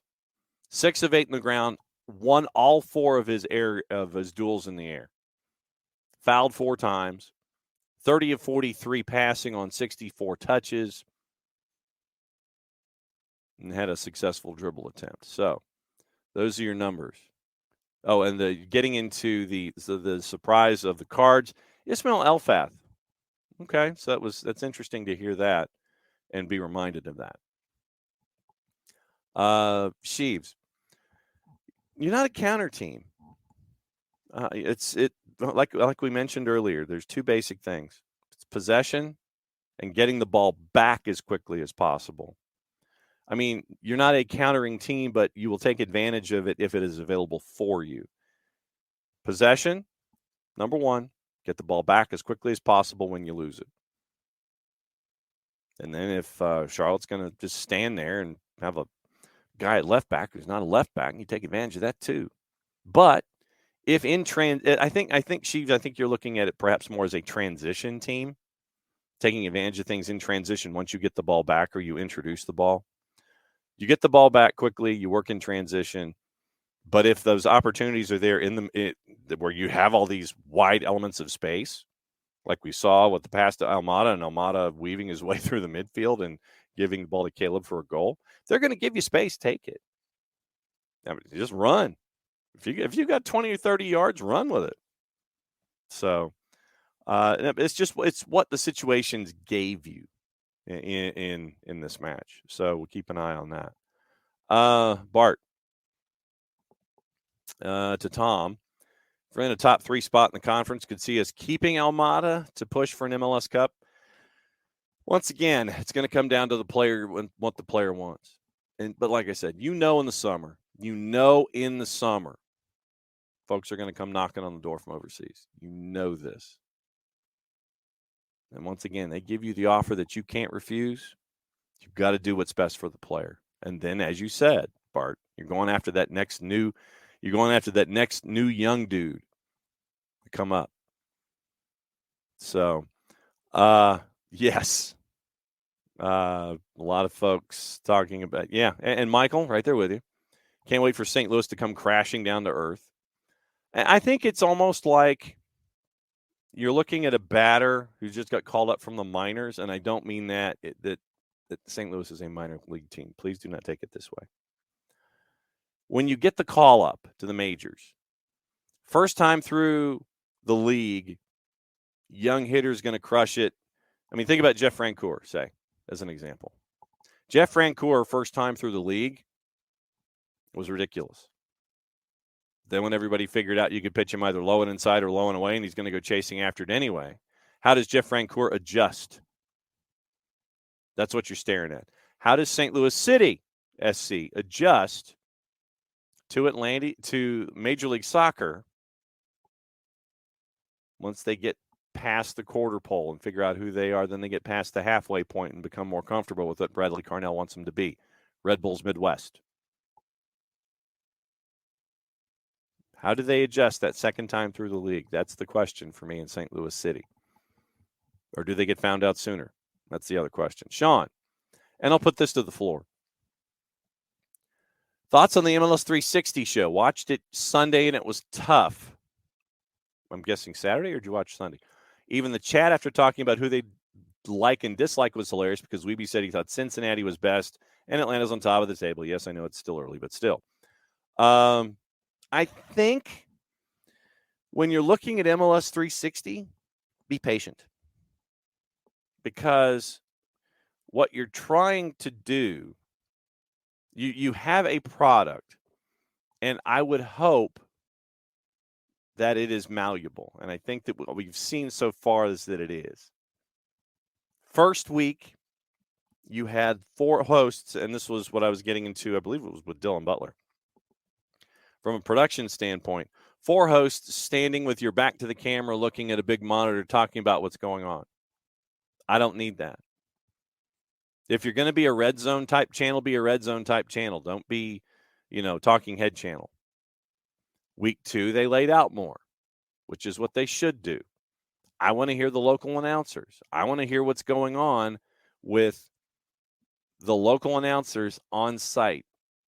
I understand why you have a host with pundits, and Sasha Kleshtin really is becoming very, very comfortable in that role. But I think as we go, the less talk, except in halftimes and things like that, or pregame, halftime, postgame analysis, those kinds of things. Let the game tell the story and react to that. And I think you're seeing more of that from MLS 360. Punditry, of course, is going to be punditry, and it gives us stuff to talk about during the week. I get it, Sean, like you were talking about with Weeby. But, and pundits and personalities are going to have their talking points anyway, and they're going to sit there and poke their index finger on the desk and sit there and say, this is my point. Trying to be either contrarian or different, or even if you do genuinely believe what you're talking about, you're there to make a point. But do that in the in-betweens. Do that quickly as you're jetting from game to game. Do that in the pre. Do that in the post. In-game, treat it like you're being a sideline reporter. And I know that a lot of folks are asking about the basketball championships, and thank you for doing that. We'll probably tackle that at the end of the show. But treat it like you're a sideline reporter or a point guard. You're there in game to make a pass so someone else can shoot. Someone else has a cleaner look, you pass it to them so they can get the bucket. MLS 360 is growing. They're only 3 weeks old. Let them once again, let them get comfortable with who they are. Week 8, week 9. Then probably sit there and once they have settled into who they think they should be, then we can talk about it more. We can obviously talk about it as an evolving thing,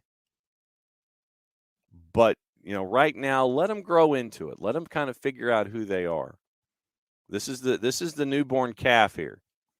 Newborn calf's trying to figure out how to walk. Let them walk. Let them figure it out. And yes, I know there will be talking points that will frustrate the hell out of us, but that's what they do.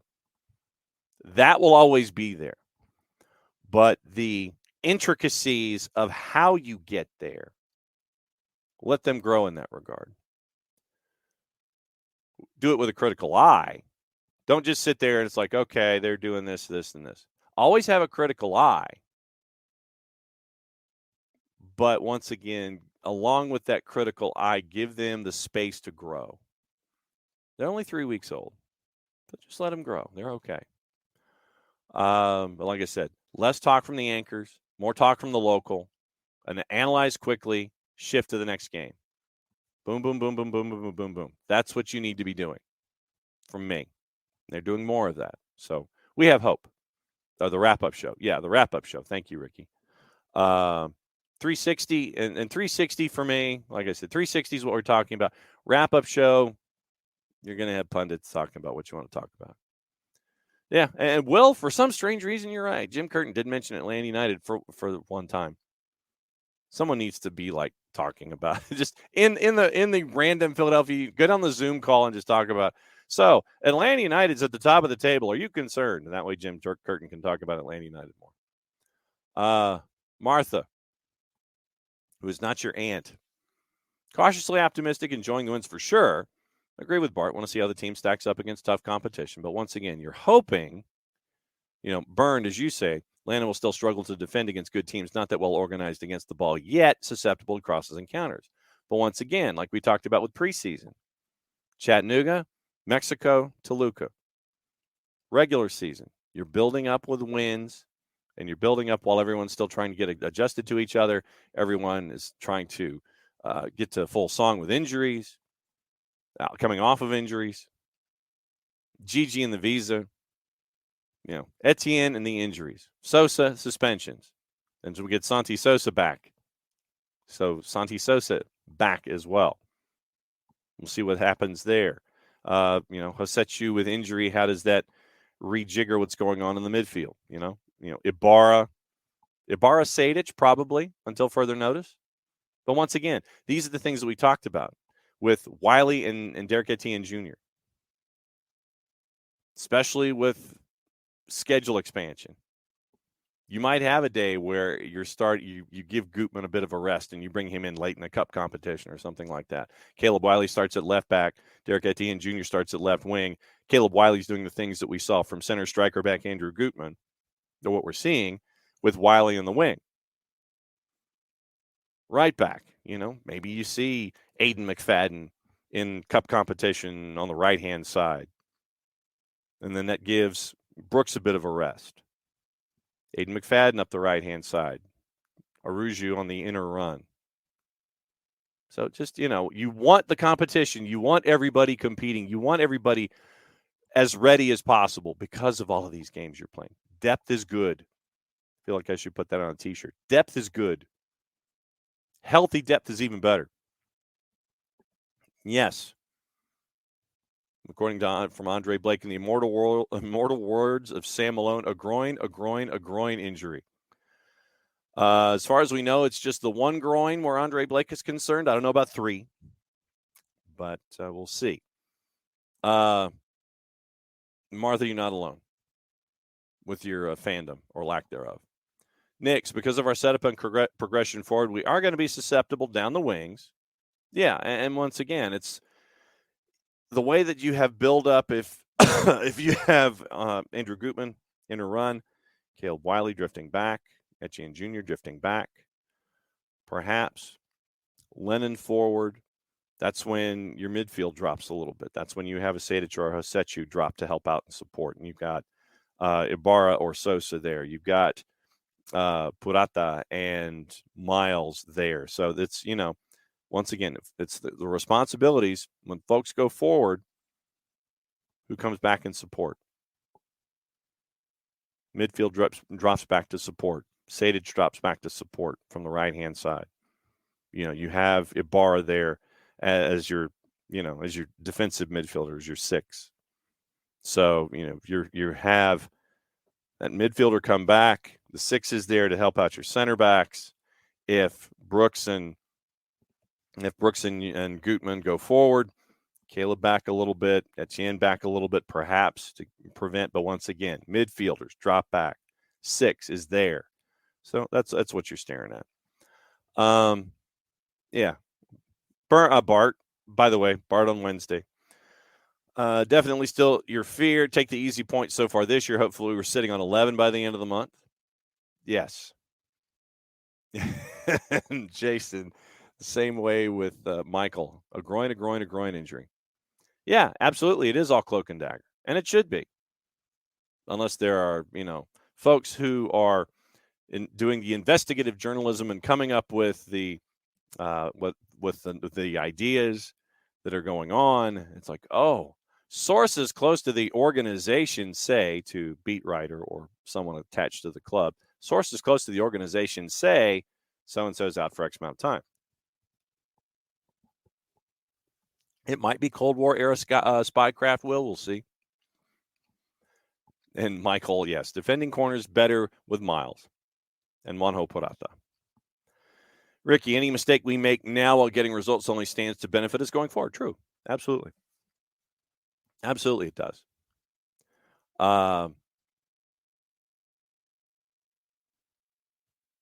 Let's see. Knicks. And it's what we always like to. Yes, the wink with the sunshine pumpers. Yes, and by the way, and once again, and not your Aunt Martha. Great to see Knicks. Yeah, 2 full sections. You got to pat yourselves on the back for that. Absolutely, pat yourselves on the back for all of that. So Sean graded the promo. -3. Who is Jerry?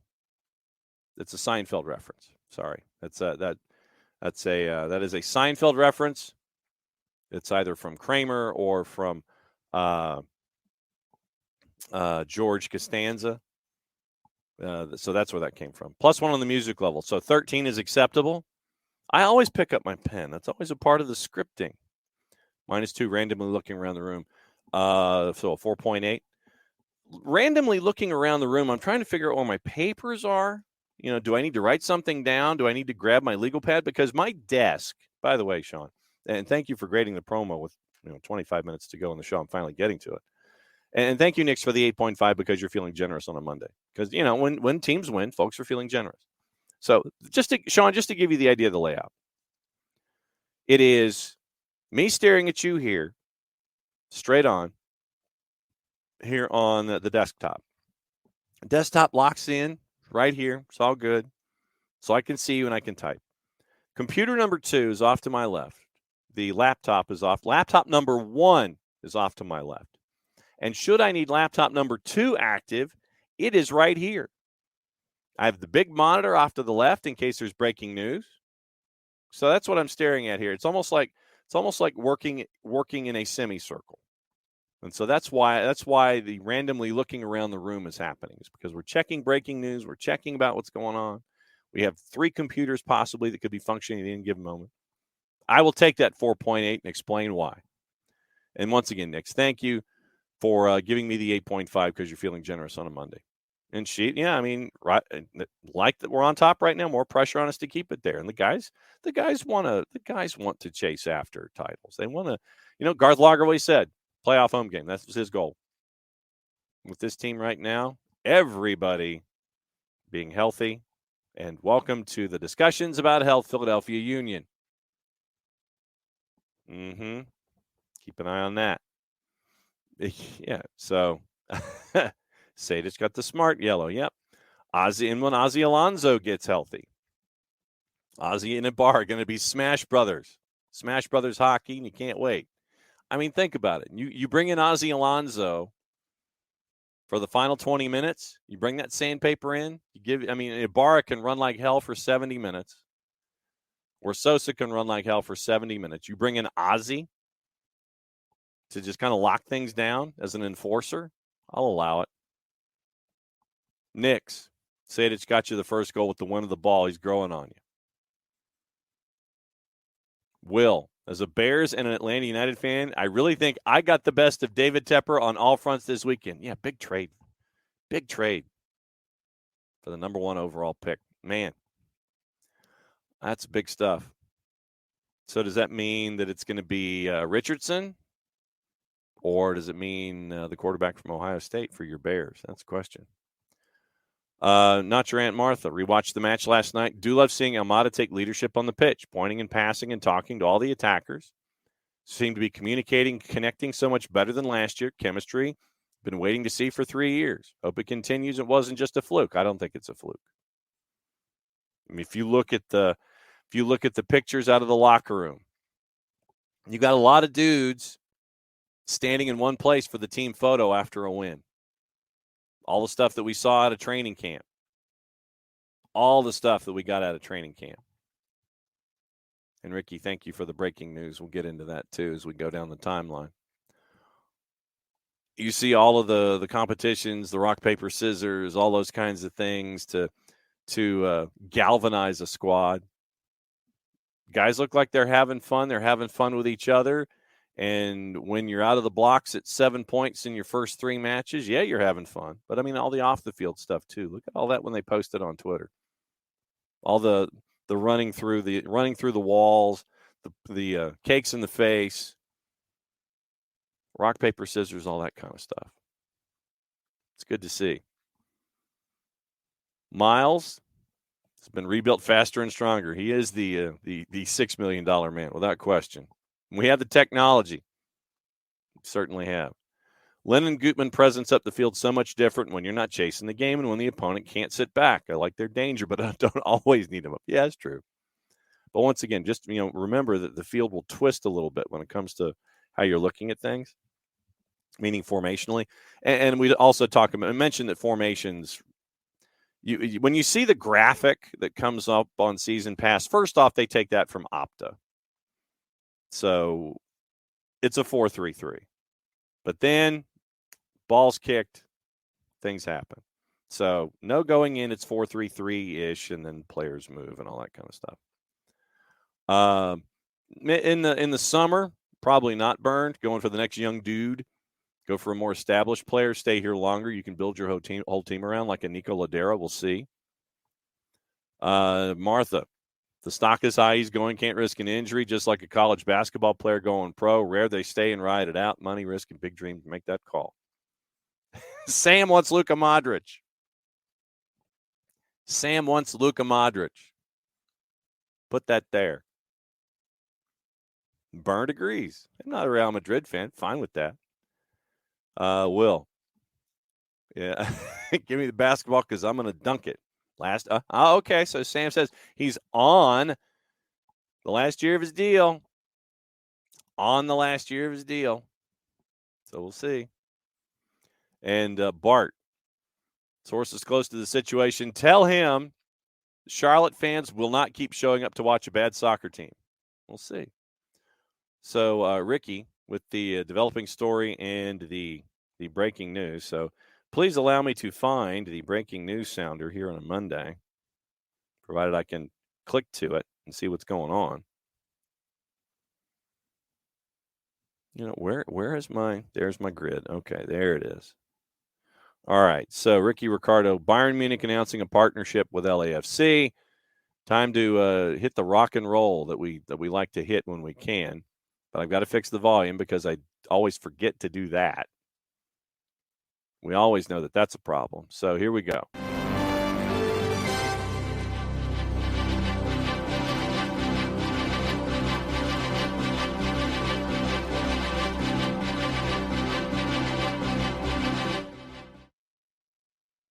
That was interesting. Oh, so I literally didn't turn it down in time. I see how that works. Okay.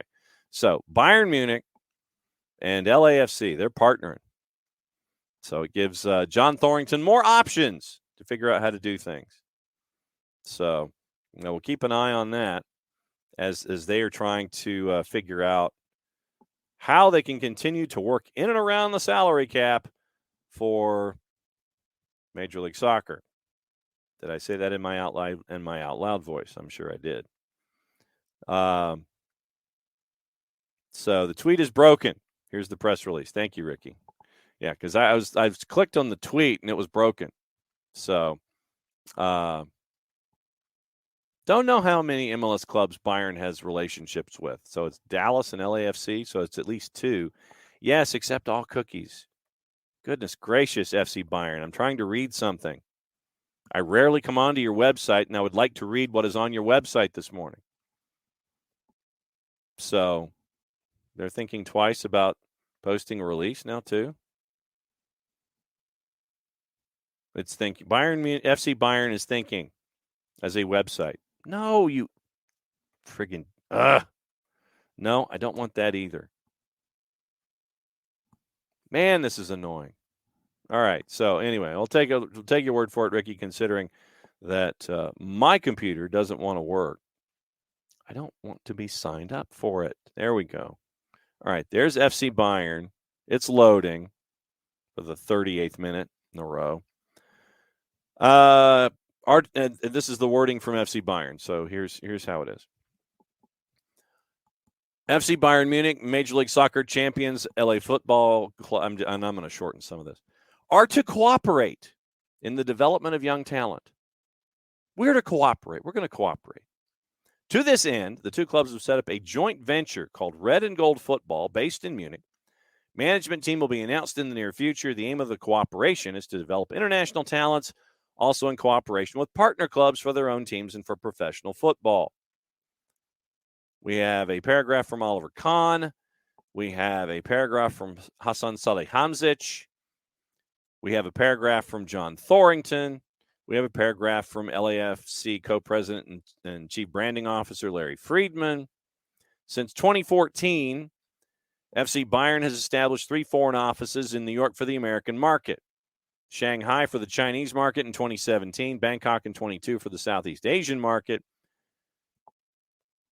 FC Bayern is also in touch with its international fans and partners via regular summer tours for the professional team to the USA or Asia. Paragraph about LAFC. Since 2018, the team of head coach Steven Cherundolo, 44, parenthesis, formerly a Bundesliga professional for many years with Hannover 96, has won more regular season matches than any other team in Major League Soccer. FC Bayern Youth Cup will be visiting Japan at the end of March. So, a bunch of paragraphs from a bunch of quotes from a bunch of dudes. Bottom line is FC Bayern is now partnering with what's going on with LAFC. Will says Bears don't need the QB. Believe in JF1. I'm sure, but I think he regressed this past season, so we'll see.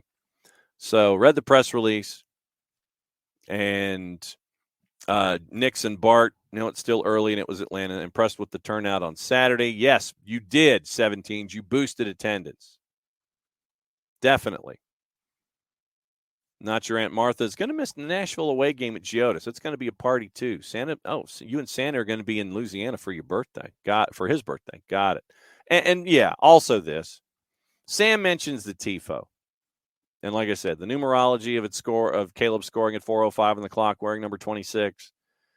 I'm going to go ahead and give a shout out to both of the supporters groups. And by the way, you see over my right shoulder, our friends from Mint City Collective, for those of you watching on Twitch, they are still accepting donations if you want to pick up a scarf that will benefit the Anton Walks Foundation and everything that they've got squared away for that. And also, the TIFO was very, very cool.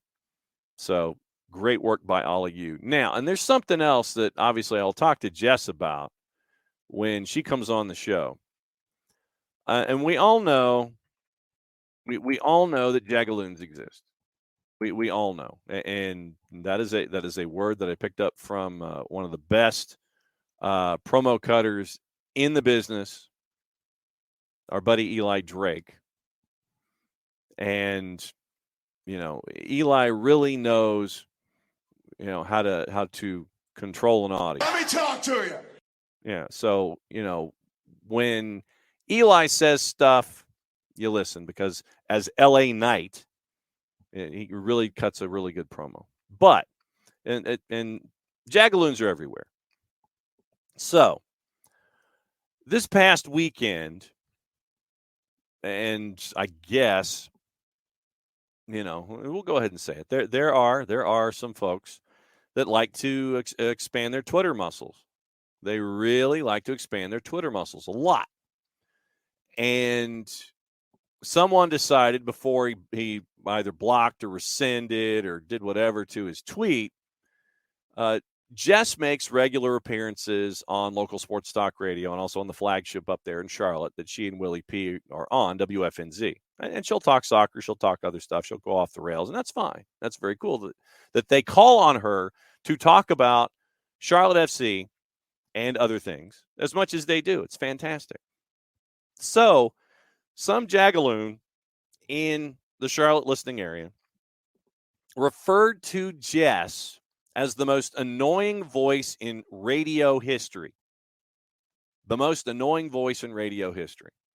And so Jess took what the guy said and said, yeah, hey, most annoying voice in radio history, I'll take it. And so now, because she has been given that moniker, the most annoying voice in radio history, our friends at Olive and York are doing some fantastic work jumping on it. I just posted the link in our chat. Olive and York beat us to it. They have produced a T-shirt, which I have bought instantaneously. I absolutely bought that instantaneously. Once again, you buy the T-shirt from our friends at Olive and York. All the proceeds go to the Anton Walks Foundation. So when somebody goes chasing after Jess has done this with Olive and York, and it goes to the Anton Walks Foundation. All the proceeds. Fantastic job by Jess and Olive and York. And like I said, I just posted it in the chat. And it's at the oliveandyork.com website. So fantastic stuff done by everybody there involved. And the TIFO, absolutely amazing. Burned. Bayern's starting to steal California talents for cheap the same way they used to steal Dallas talents for free until Dallas wisened up. We'll see if John Thorrington wises up. Yes, Nick, you are absolutely correct. John versus the internet. It's always a fun watch because John usually loses when he's going up against the internet. True.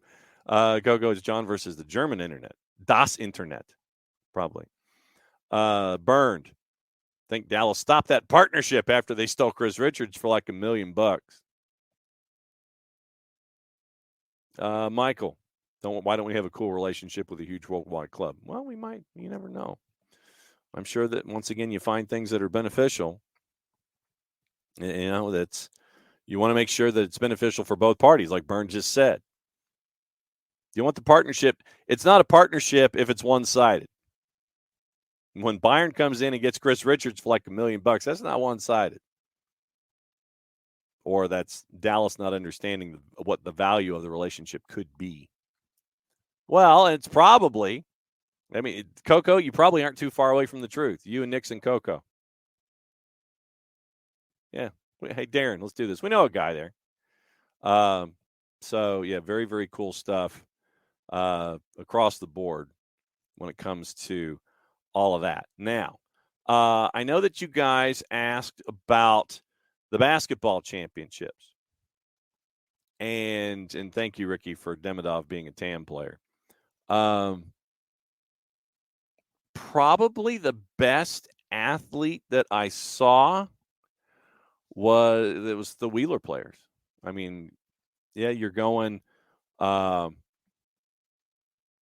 it's probably the Wheeler players. Seeing Isaiah Collier, Aronson Page, there were two players. Collier was our player of the year at GPB Sports. Aronson Page was on our boys squad for team of the year. So it would probably end up being by default the Wheeler players. I know Abby's happy about hearing that.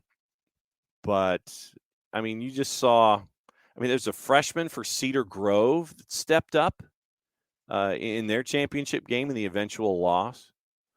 But, you look at the storylines. What Keisha Brown is building at Galloway, going to overtime before losing to St. Francis in a region battle. What you saw from Kingsridge, who was a 4 seed coming through, knocking off Mount Pisgah as a 2.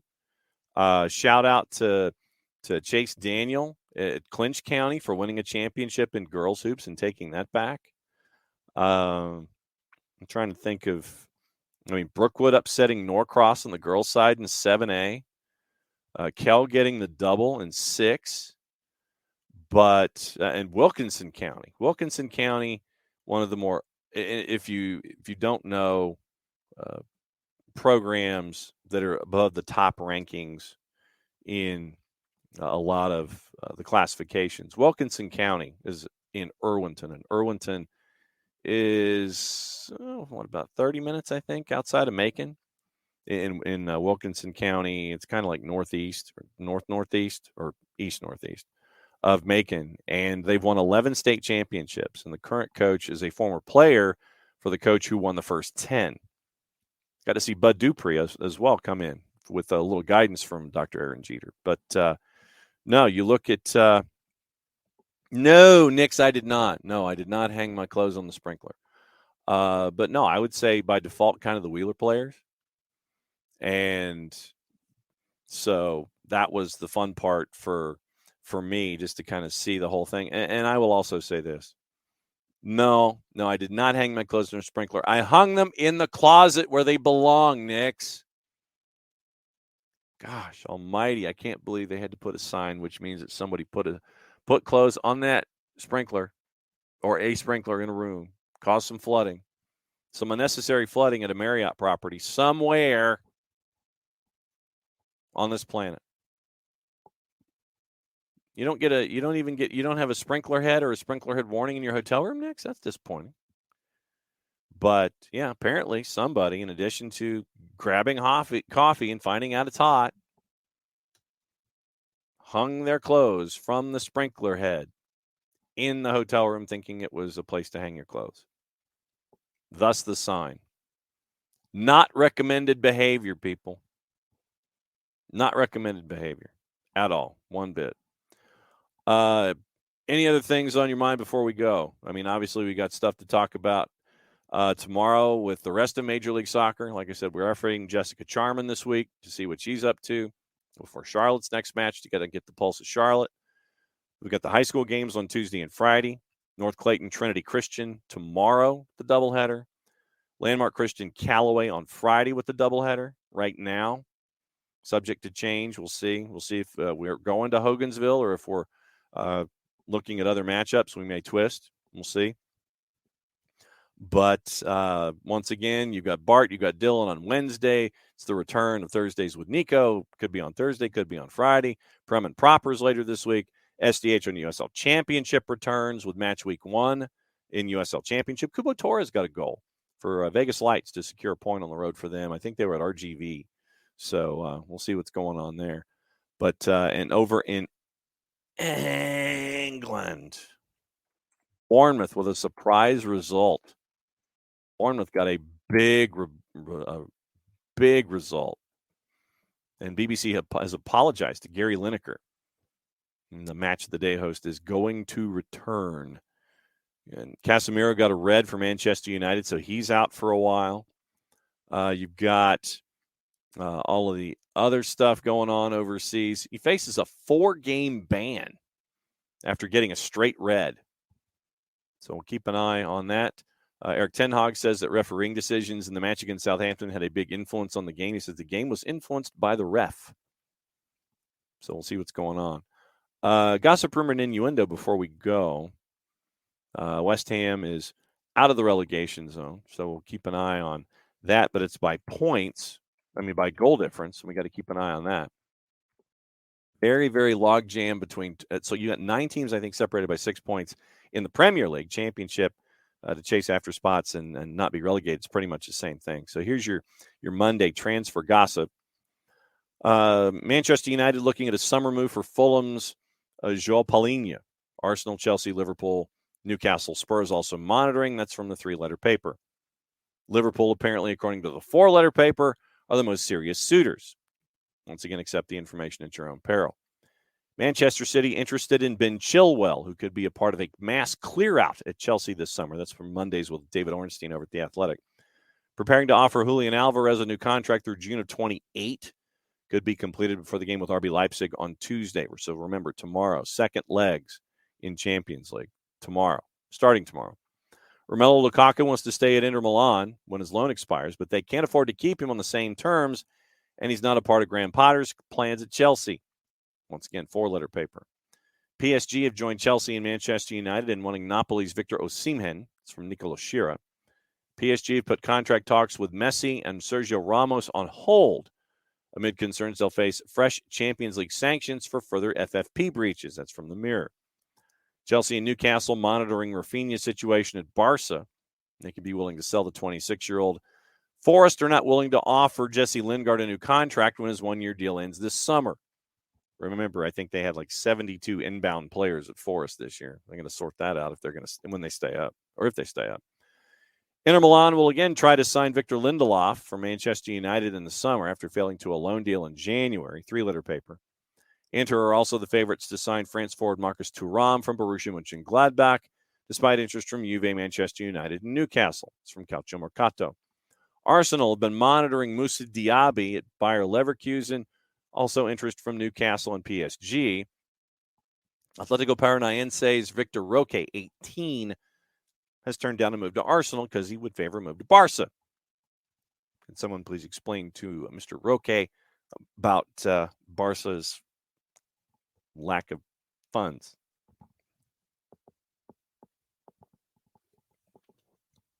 Atletico Madrid have emerged as contenders to sign Bobby Firmino as a free agent when his Liverpool contract expires this summer. An unnamed Saudi club will submit, quote, a huge offer to Firmino to sign him when he leaves. Paul Pogba wants to stay at Juve despite making only 2 appearances since rejoining Manchester United this summer. Also on the board, Man U and Newcastle following the development of PSV Eindhoven's 19-year-old midfielder Xavi Simons. Forest have yet to decide whether to sign Dean Henderson or Keylor Navas on a permanent deal after the end of their loan deals. Sir Jim Ratcliffe is confident his takeover bid at Manchester United will be successful after hiring Sir Dave Brailsford. That's from the Metro. From the other papers, once again, avoiding E3 and the 4-letter papers with their information. Tottenham, Daily Express. Tottenham have decided against talking to potential Antonio Conte replacements despite compiling a short list of options. Dusan Vlahovic has been told to, quote, keep calm as uncertainty around his future lingers on. And the Serbian national got a penalty for Juve on Sunday as his team defeated Sampdoria. Chelsea have been tipped to snub the opportunity to sign Palmeiras' Rafael Veiga, who's piqued interest of Premier League clubs. Chelsea chief Todd Boehly has hit Newcastle United's billionaires where it hurts by snatching Dewan Richards from them. The promising striker had been on trial with the Magpies before the Blues made their move.